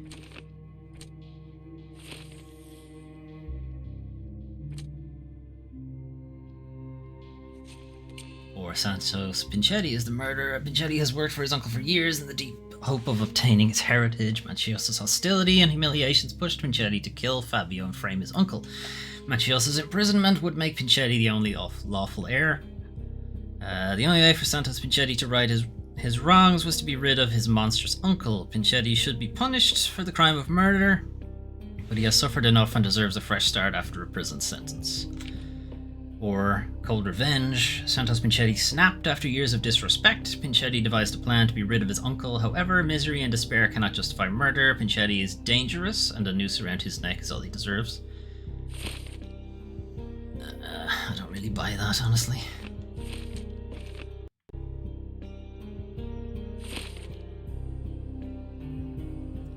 Okay, so the other option is Matista.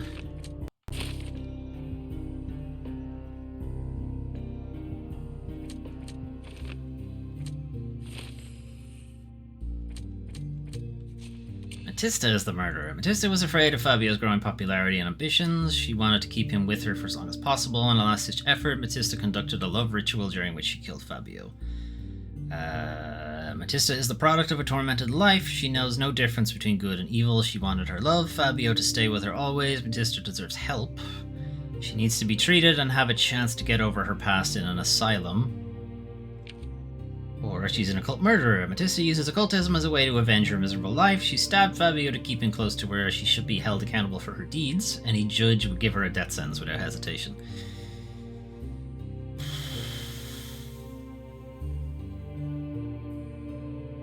It doesn't make sense why she smashed him with the bottle then. The bottle makes it seem like crime of passion, honestly.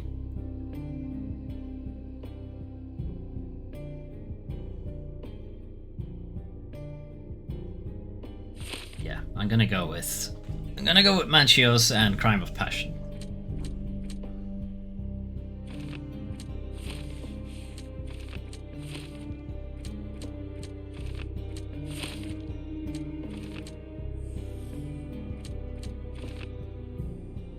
No, not that one. This one.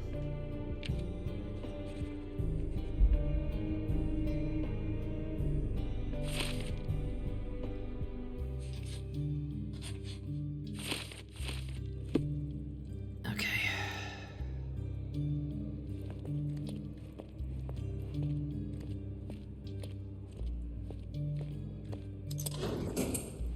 Jacques. The murder of Fabio did not have a ritual purpose, Mr. Manchios. It was staged by a man who wished to distract the investigation. That might be true. That poor girl Matista wouldn't dare to kill the only man who cared for her. So, Santos. Mr. Pinchetti snatched at the chance to solve his problems. Ungrateful little scum. Will he be executed? But what for?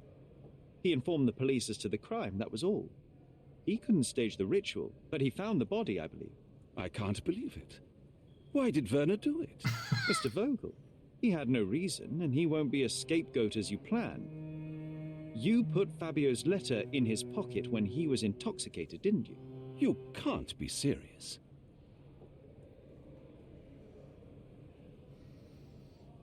You're at the twilight of your life. You have no partner, you have no children. You had feelings, however, for one man. That was Fabio. You loved him.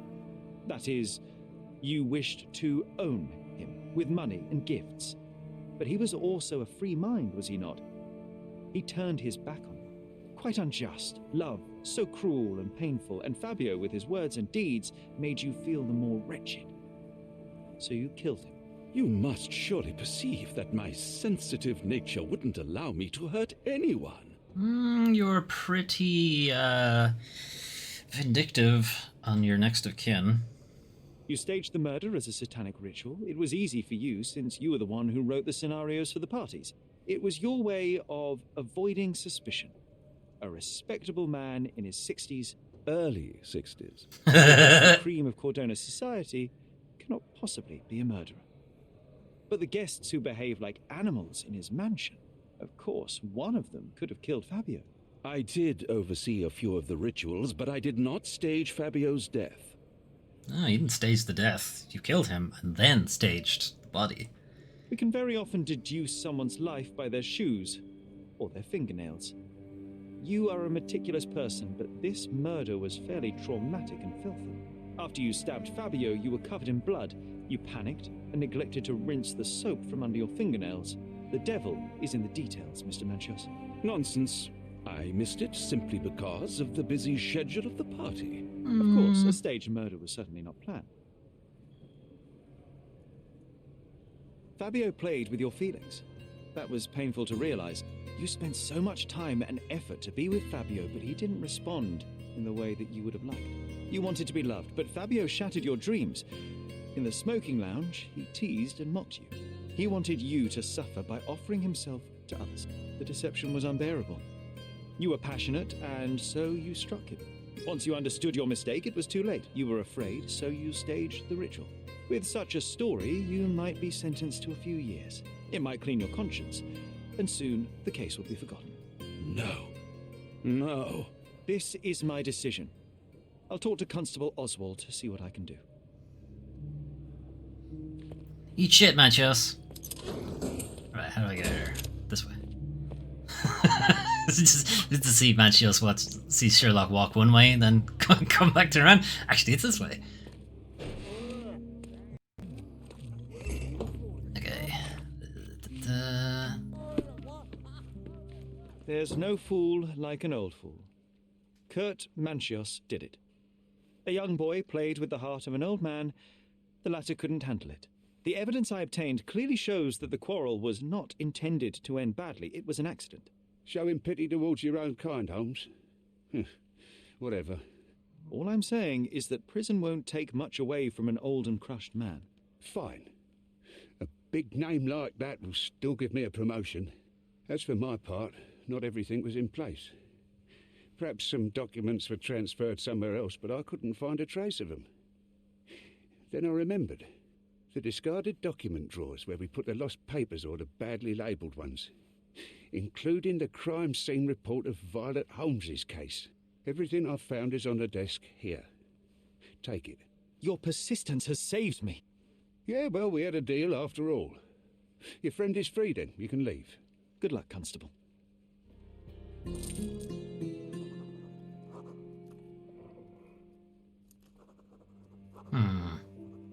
There's a trophy for justice for Fabio, so I'm guessing that's wrong.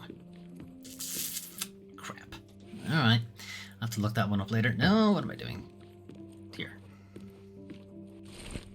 Report number 743. Officers arrived to find the deceased, identified as Mrs. Violet Holmes, lying in the garden of Stonewood Manor. Visual inspection showed the victim to be thoroughly soaked, with a deep vertical incision 2 inches in length down her throat. Fuck's sake. Her face was swollen, covered in red blotches, likely cause of death. Hypoxia, awaiting confirmation from medical examiners. So she's suffocated. Is that what hypoxia means? And somebody tried to... What's the word? Is it trepanning? Is that when they cut into your throat to get you oxygen? The main suspect is Otto Richter, was arrested on the scene. The body was sent for autopsy.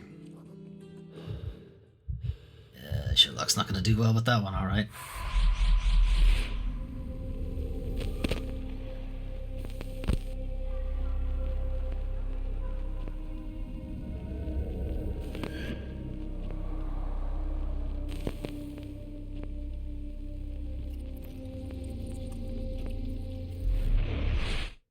Garden.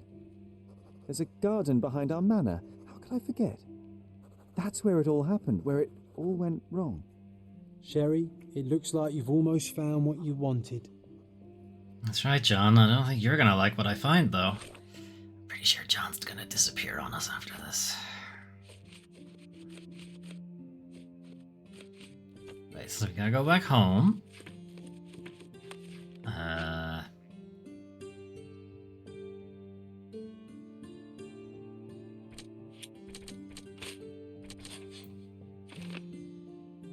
My mother drowned. Her throat wound could either be a final humiliation by her killer or a desperate attempt to save her.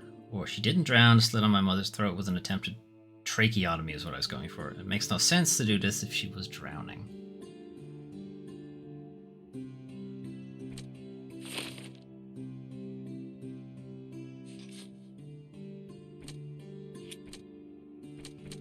Alright, clearly there's some other things we need to find. Oh, you did it, Sherlock! The case is closed and all rewards belong to the winner. Bravo! It is merely the triumph of the truth. Is it? No compromises? No lies? You're happy with your decisions? I'm not, actually. I didn't get a trophy. Whatever the truth, it had to be revealed. The victim deserved it. Well, you seem confident in the value of your actions. I guess since I'm free, you were heard after all. By the way, did you get that precious information about your mother? Oh, not that you must. Yes, I did. Forgive my intrusion in such a personal matter. I simply worry I'm failing to be of much help to you. Actually, you were. For some reason, all the archives on the case had disappeared. This was a rare opportunity to obtain the impossible. Outrageous. Perhaps someone found the truth unpleasant. Society usually rejects those who speak with too much honesty, doesn't it? A comfortable lie is often preferred to an uncomfortable truth. Still, I believe that the latter should prevail, and I cannot remain silent. That's quixotism at its best. Your mere truth cannot defeat institutions, systems, and power. Etiquette, religion, marriage, they're all lies told to preserve connections, love, and sanity, and it's all corruptible. Lies destroy human dignity. How could you make a free decision without any knowledge of the truth? Are we really free to decide anything in this world, Sherlock?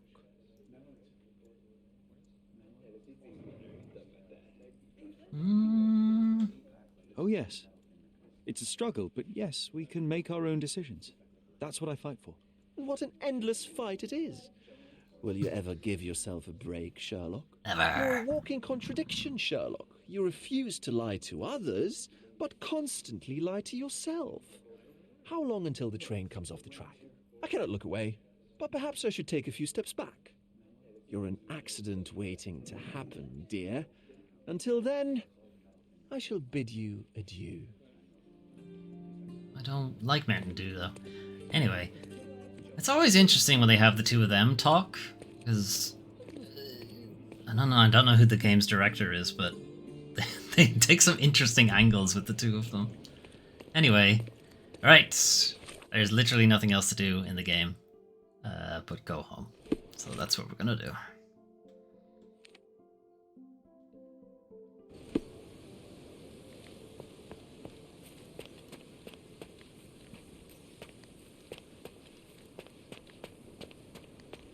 Ah, the bees. I should write a book about the behavior of bees someday. Did he? Is that a reference?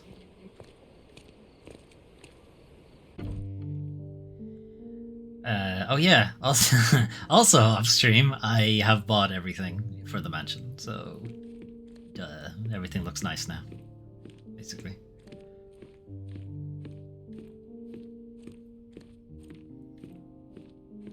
It's the curiosities thing. There isn't a whole lot to buy here, but there's like this horrible cat that's also an insect, which I think is a Innsmouth Cthulhu thing.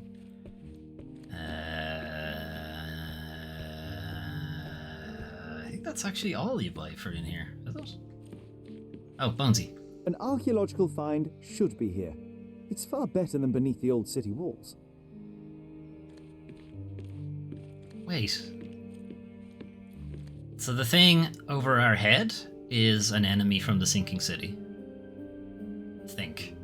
It's been a while since I played that game, but I somewhat remember fighting something like that. I think some of these Dreamcatcher things and whatever that horrible thing is in the globe, I think was also something I bought. Oh, I remember these. We used them to spar together until Mycroft found out and forbade us from using real weapons. And then there was something, I think this lamp possibly bought.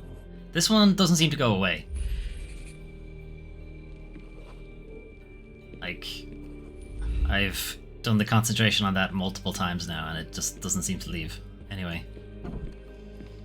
So that's that. The next room is the family portrait we've got as well. Sherry on the couch. Mammy, Mycroft, Daddy. You also get some stuff from the different cases you do, like this Hamlet poster was one of the cases we did. This is Sherlock's room redone. The hot air balloon. I think we bought up a couple of more things. There's a picture, this gun. I will need a proper outfit to match this. Then we have the winner's certificate presented to Sherlock Holmes for discovering all the treasures of Cordona, signed by the Governor Sir William Sinclair. So that was one of the story side quests. I think it was DLC. Sharp and well balanced. It would be a pity to leave such a tool behind. Throwing dagger was one of the quests we did as well.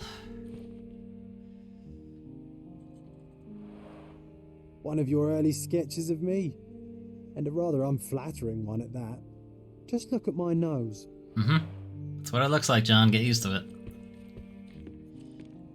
There's also some funny asides. I don't think we can trigger it again, but it's why are there two beds when John is imaginary? And it's like they kept fighting Mycroft to give us two beds, and he's like, "You don't need two beds. There's only one of you," etc. But they eventually got the second bed in. Mammy's room. There's not a whole lot of additions. There's this magnifying glass that was also part of a quest. We inexplicably managed to find it. It's Mammy's magnifying glass. And the music box. I think that's it. Yeah. There's the garden, and then there's just various things around the house. But yeah, there's a couple of things that if you play some of the quests, like this one, the Dilwyn one, I think we did that one on stream, the magician.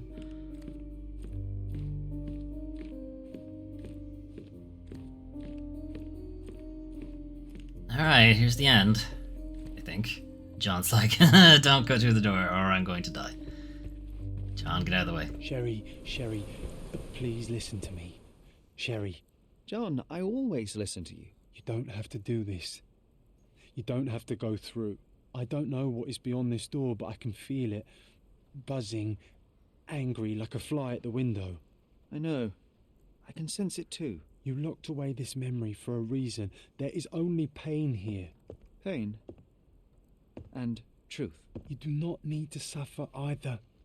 There is so much more we can do on Cordona, so many others we could help. There is no coming back from this. This is the games. Hope you've done everything, because it's about to end in a couple of minutes. There's nothing left to do. John, my anima, my brother, there is nothing more important in this moment than this truth. I know you fear for me, but my path was set long ago. I can no more step off it than I can ask the avalanche to roll back uphill. Just please be careful, Sherry. I love you. Quite. Gay. Come on. We'll go together. And credits.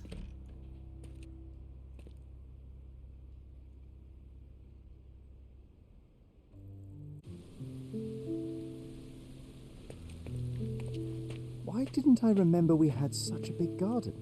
Maybe you forgot it for your own good. Maybe. Toys.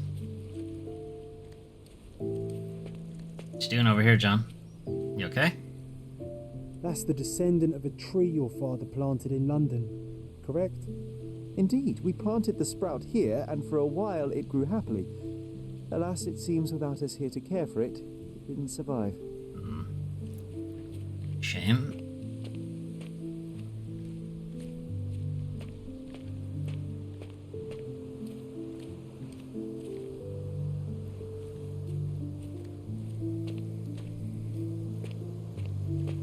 Ah, yes. The statue of Merope. My mother was trying to restore it. Pity she never had the opportunity to finish.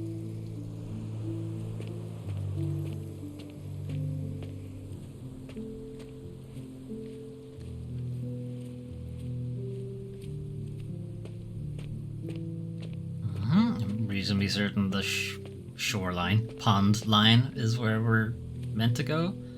Let's just have a look around first.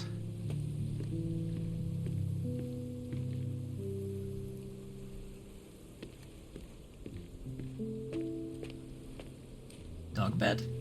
No, basket. Picnic. Bench. Piano? What? Why do you have a piano out in the garden? That's kind of weird. Does it never rain on Cordona?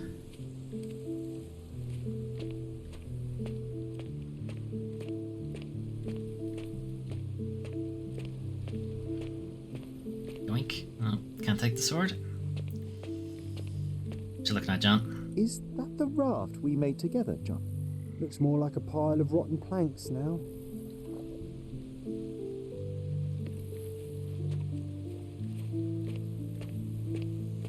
Nope. I'm gonna ignore Mother for a second. See what's over here.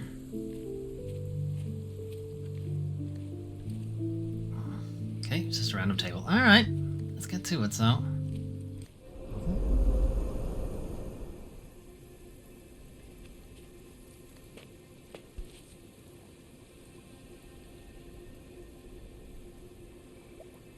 That's from Mother's favourite tea set. What is it doing in here?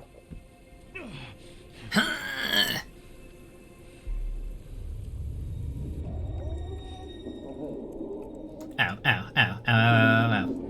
Oh, we're in first person mode. What did we see? Come here, Sherry. Hurry. She's arguing with Otto.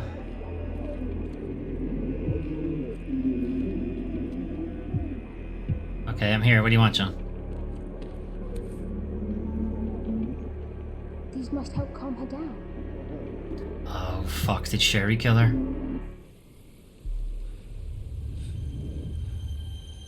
What are you thinking about? Is everything alright? You okay, John? You're looking a bit 30 frames per second.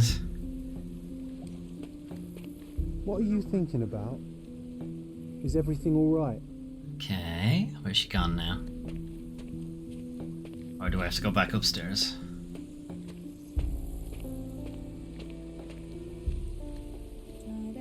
Ugh. She is.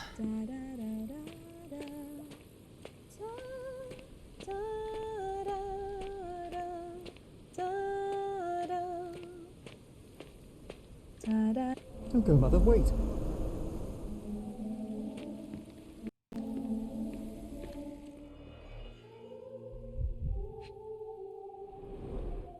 I remember this artifact from Mother's collection. Mother's work journal. I liked poring over the detailed pages and reading about my parents' collection.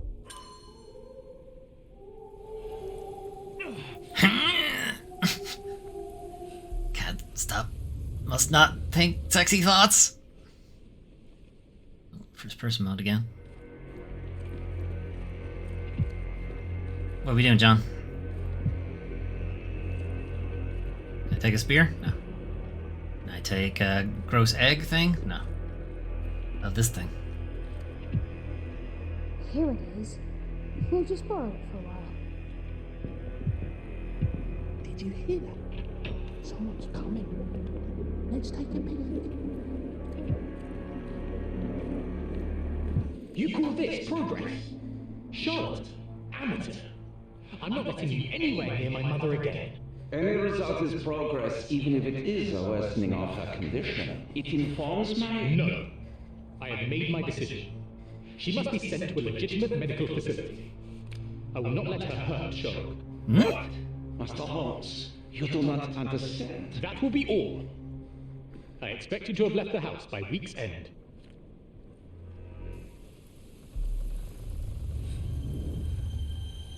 Sherry, say something. Can you hear me? You're scaring me. Sherry, come here, darling. So when they said Mycroft was I'm waiting for you. jealous of how much time she spent with Sherlock, is it jealousy or concern? Sherry, come here, darling. Coming, Mother. This was from my mother, wasn't it? I remember how we came to the garden for a breath of fresh air. No sexy thoughts! Get out of my head! Stupid sexy Flanders! Okay. Take me to my flowers, Sherry. They must already be in bloom. I am literally just holding forward, by the way. I don't have much control over directions. Terribly. The sun is far brighter than I remember. But I like it. We can walk each day from now on, if you want. That would be wonderful.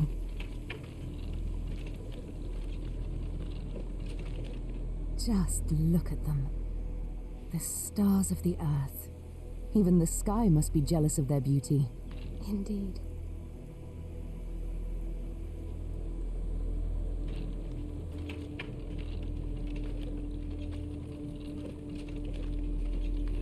Mother, would you like to go around the water? That would be perfect.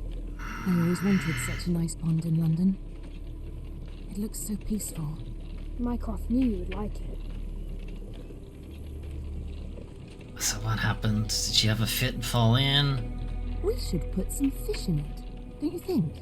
How about some carp? That's a nice idea. This is tense. Did they hit this, whatever this fucking thing is I'm about to rock Let's into? visit your father's tree.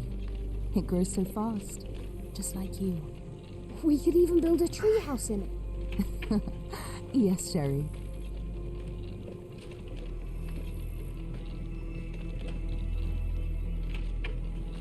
Speaking of your father, could you call him out, please? Mom! I'm sorry. He passed away. He's gone. Alright. No, it's not. This is why I went wrong. Truth. Did you forget again? No! Don't you dare say such things! Oh. You are a liar like all the others! Mother! Don't call me that! You aren't fooling me! No! Mum, it hurts! My son would never lie! Mum, stop! Who are you? Reveal yourself! Please, stop! It's me, Sherlock! You are not my Sherry! Get me my son from you! So, did Sherlock drown her trying to escape? Did Mycroft drown her trying to save Sherlock? Did they both drown? Mycroft managed to only save Sherlock? Well, we're not underwater anymore.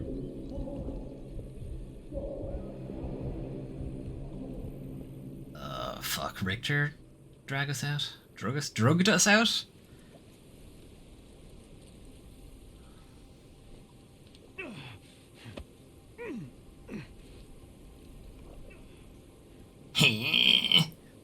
Sexy thoughts have overpowered me. Gravitational strength of my boner will not allow me to get off the ground. Okay. Hysteria in the garden. Mycroft caught Richter. Mycroft testified against Richter.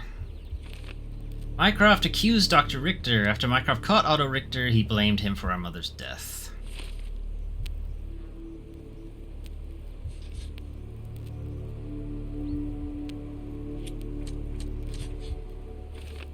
Risk of side effects. Dr. Richter experimented on my mother with unconventional drugs and treatments. Every dose had a risk of side effects.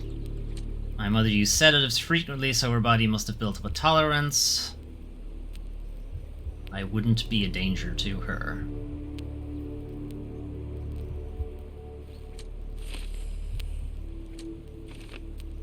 My mother had an unexpected allergic reaction to her medication and she suffocated.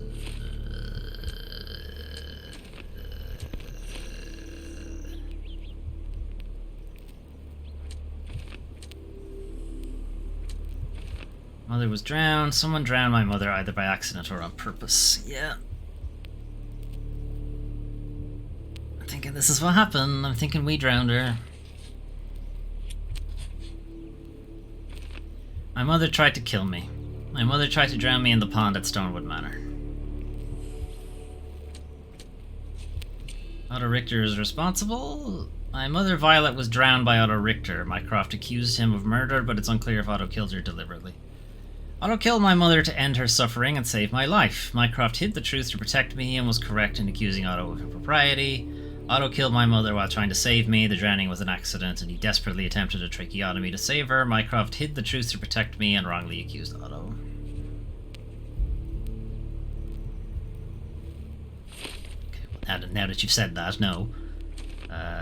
What is the opposite if I do this?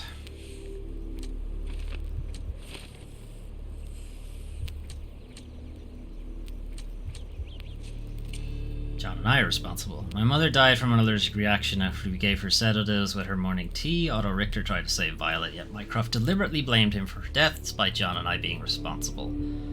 John is the killer. I killed my mother without knowing it. The idea to give her sedatives came from John, which means that I cannot trust my own mind. To heal myself, I must get rid of John. Mycroft hid the truth to protect me. I killed my mother. I am responsible for my mother's death. It was my idea to give her medication, which caused the allergic reaction that killed her. It's my guilt. Mycroft hid the truth to protect me.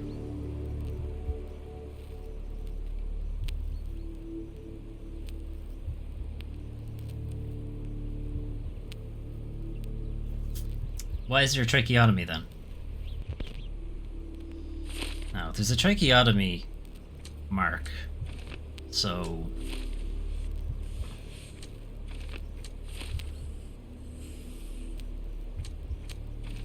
He's responsible, but I think it's an accident. I'm gonna go with this. Sherlock. Sherlock. Can you hear me? Come on, wake up.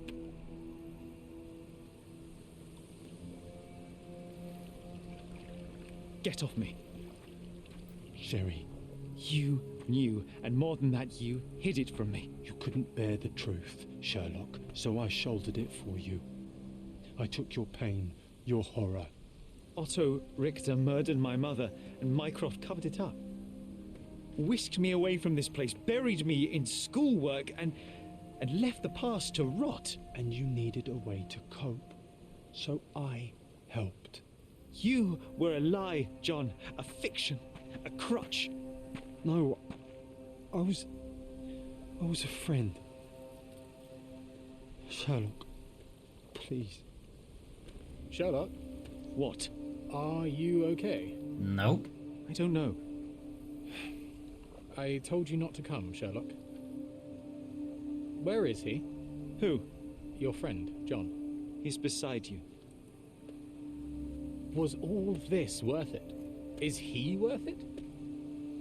Why is he here? I think, in his own way, he was trying to protect me. From a truth I couldn't bear. But now I must face it.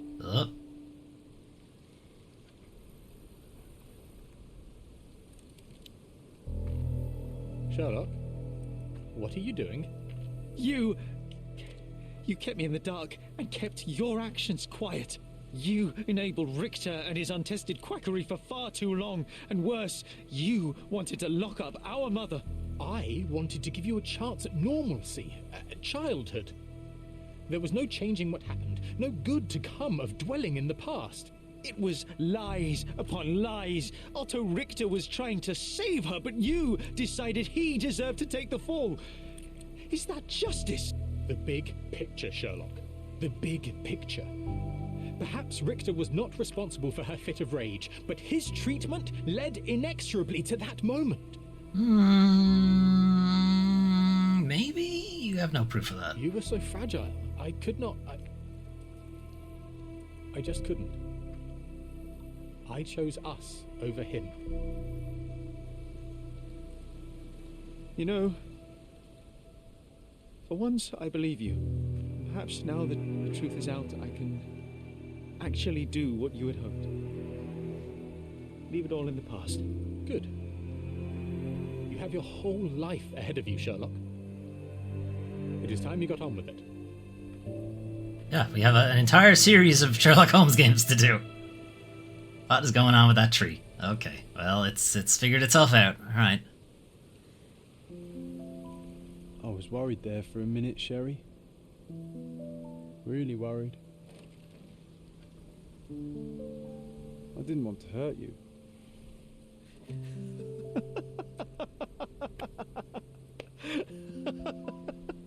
Ah ha ha ha ha. What's so funny? I am talking to myself, John. I think I was hurt regardless. But we made a good team, eh? Explored every inch of this place together. Helped a lot of people. Terrorized a few too, I suppose. I think I may go so far as to say, Sherry, that I have not lived wholly in vain. So that's it.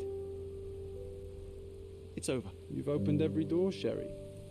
Faced the past you locked away. You don't need me anymore. I know. I will miss you all the same. I don't want you to go.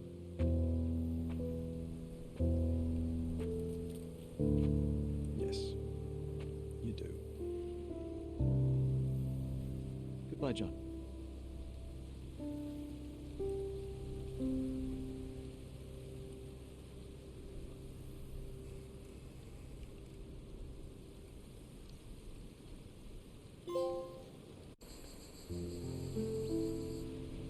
Okay, where fucking bats come from?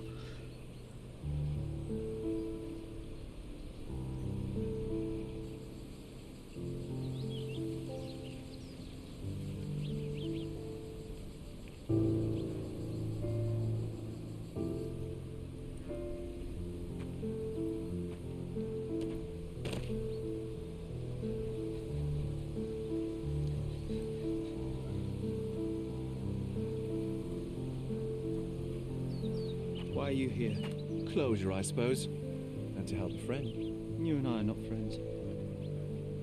In In a race between the thawing of the ice caps and our friendship, I would buy a boat. Ha! I can see it now. I know what you did. What did I do? You needled me. From the moment we met, you were searching for weakness. You pushed me to pursue the truth about my mother. You questioned everything I did, everything I believed, to break me. To blur truth and fiction, reality, morality. A saboteur in silk. Was it vengeance, Werner? Or do you prefer Klaus? Excuse me? The brother. Klaus Richter. Otto's younger brother. You hold me responsible for his end. Ha! There was no love lost between me and my brother. I am sure you can relate. Otto was merely the gravity that pulled me into your orbit. Or you into mine. Once I met you, I could not keep away. Why? What reason do you have for all this? To help you. You're lying. To show you that you were wrong. More lies. I know you now, Werner. Try again. To see what had happened.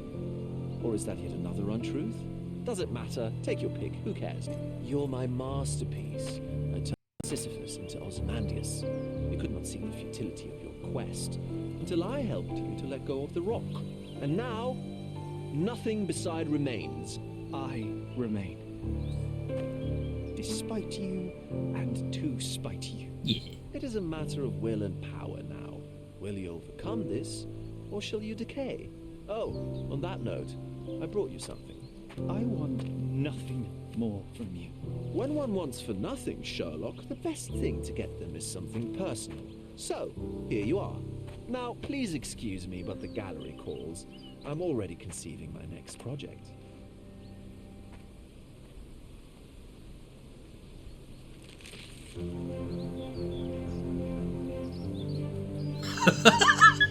Thanks, I think. You really are beautiful.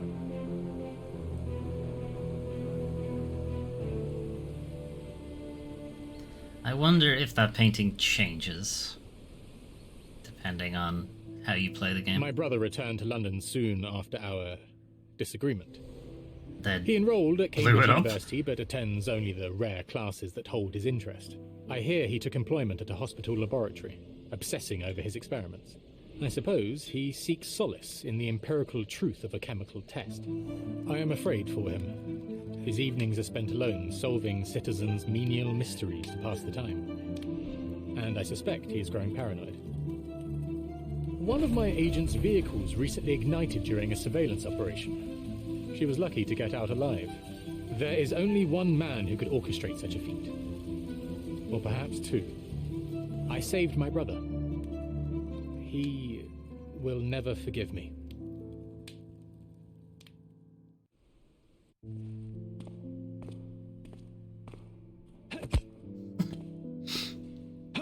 You know, I was wondering where the fuck this scene was. Because this is in the trailer, and I was like, when does this happen in the game? I found it! I found it! I found it! And what is that?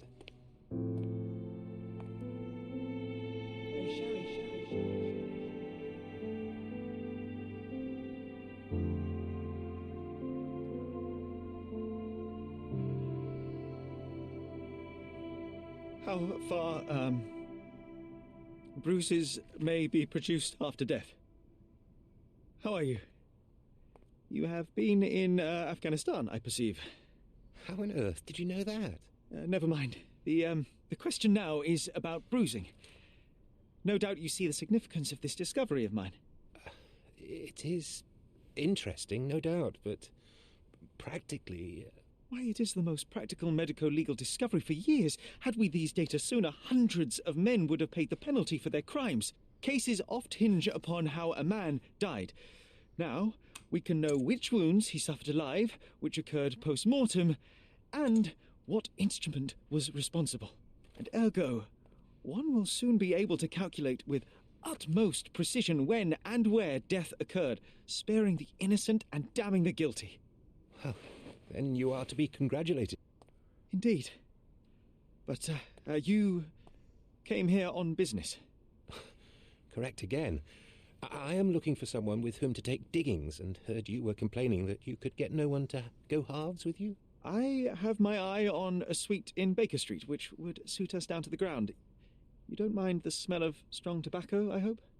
I smoke ships myself. That's good enough. I get in the dumps at times, and don't open my mouth for days on end. Just let me alone, and I'll soon be right. What have you to confess now? It's best for two fellows to know what bruises each other carries before they begin to live together. My last companion and I... Well, I object to rows because my nerves are shaken, and I get up at Yeah, all Afghanistan. sorts of Yeah, ungodly hours. it is him. And I am extremely lazy. I have another set of vices when I'm well, but those are the principal ones at present. Do you include violin playing in your category for rout? It depends on the player. A well-played violin is a treat for the gods. A badly played one. Oh, no, that's all right. I think we may consider the thing as settled. Oh, forgive my manners. My attention wavers. Sherlock Holmes. Dr. John Watson. Yeah. John.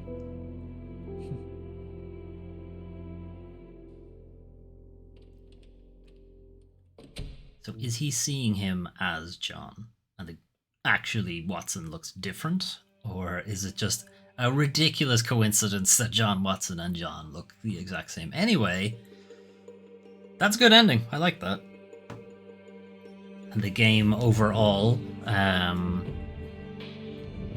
when it stuck to the main plot, it was good.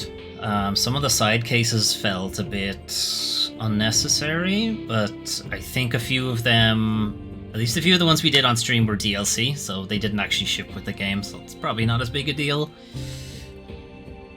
A lot of reviews mentioned that the open world felt kind of unnecessary, and I'd have to agree. There's a lot of time spent just running from one place to another instead of really exploring it or having really anything to do there. I think the same... It just doesn't feel very lived in, I guess, is the issue. And I get it's more of a set dressing kind of thing, and it's not meant to be its own world, but it's very obvious. I think is an issue the game has. And once I got used to the idea of you need to have particular evidence pinned in order for things to actually function, like, that feels like it's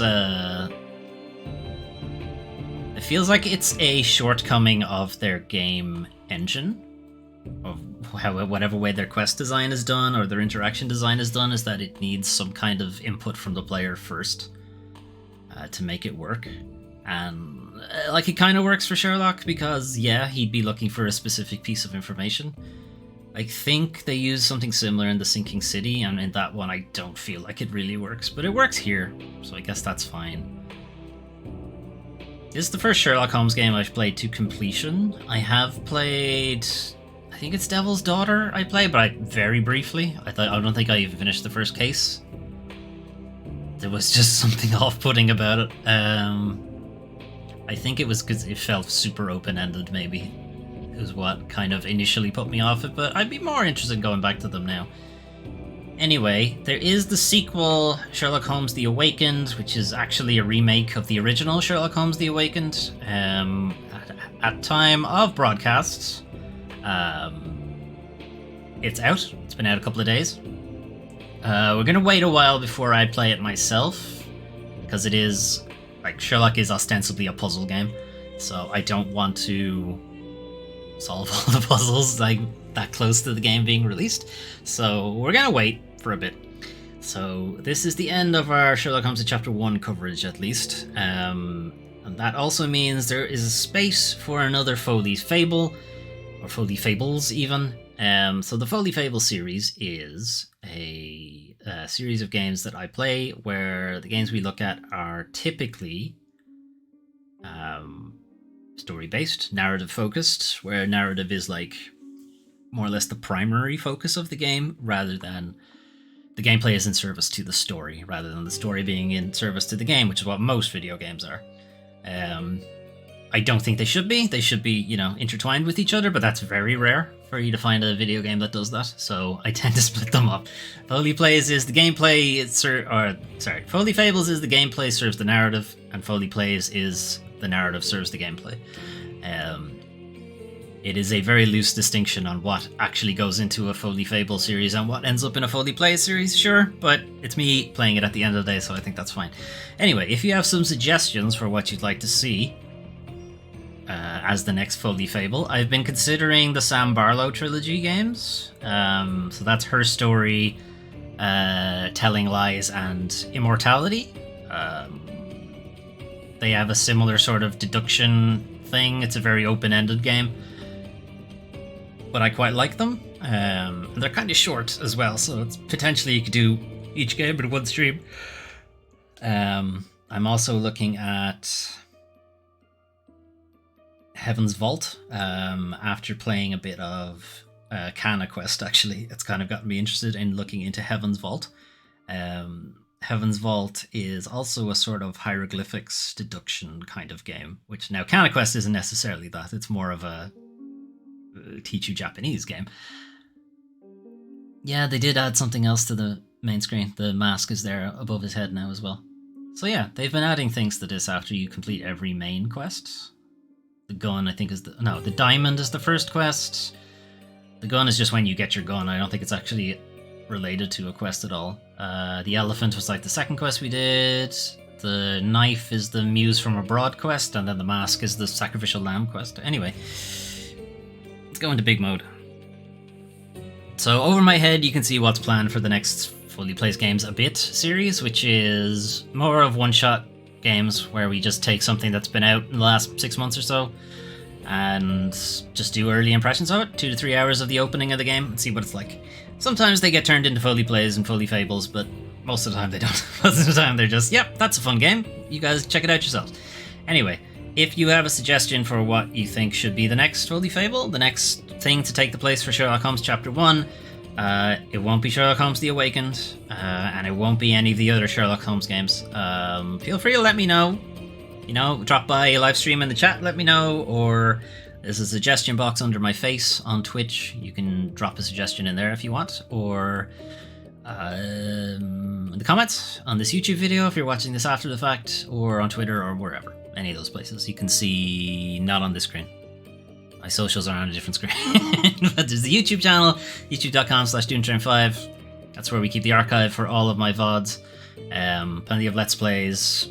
Plenty of Let's Plays from before I even started streaming. So it was when it pre-recorded Let's Plays and stuff like that. Some of them are no commentary, so if you can't stand my voice, you could still just watch the game, I suppose. Why are you here? But anyway, I'm going to head off tomorrow. We'll be streaming The Legend of Zelda Breath of the Wild. Been planning to finish that as well, just to get ready for Tears of the Kingdom. So we have a little bit of a breather in between so that I'm not super burned out before Tears of the Kingdom comes out. There won't be a stream on Friday. Saturday, Resident Evil 4 Remake. It's been a while since we've played it. Just things have come up on the days where I normally play Resident Evil, and it's just been a little frustrating because I really want to get back to the game. But for whatever reason, things conspire to get in the way on the days that I'm supposed to play Resident Evil. And then Sunday we'll have our weekly news recap. So there was some news from Nintendo. They did an Indie World Showcase. I haven't watched it yet. It happened roughly around the same time as the stream. So I haven't watched that yet, but we'll talk about it on Sunday because I will have watched it by then. Otherwise, thanks for keeping me company. If you were lurking in the background, it's appreciated as well. If you'd like to catch this live, you can find me on twitch.tv/doomtrain5. You can give me a follow there, or a subscription if you're really interested. It's absolutely not a requirement, and you can hang out in the chat with me. Anyway, I'm going to head off. Have a good rest of your evening, and see you tomorrow for Breath of the Wild. Bye-bye. Fucking cables everywhere. Right, see ya. Bye.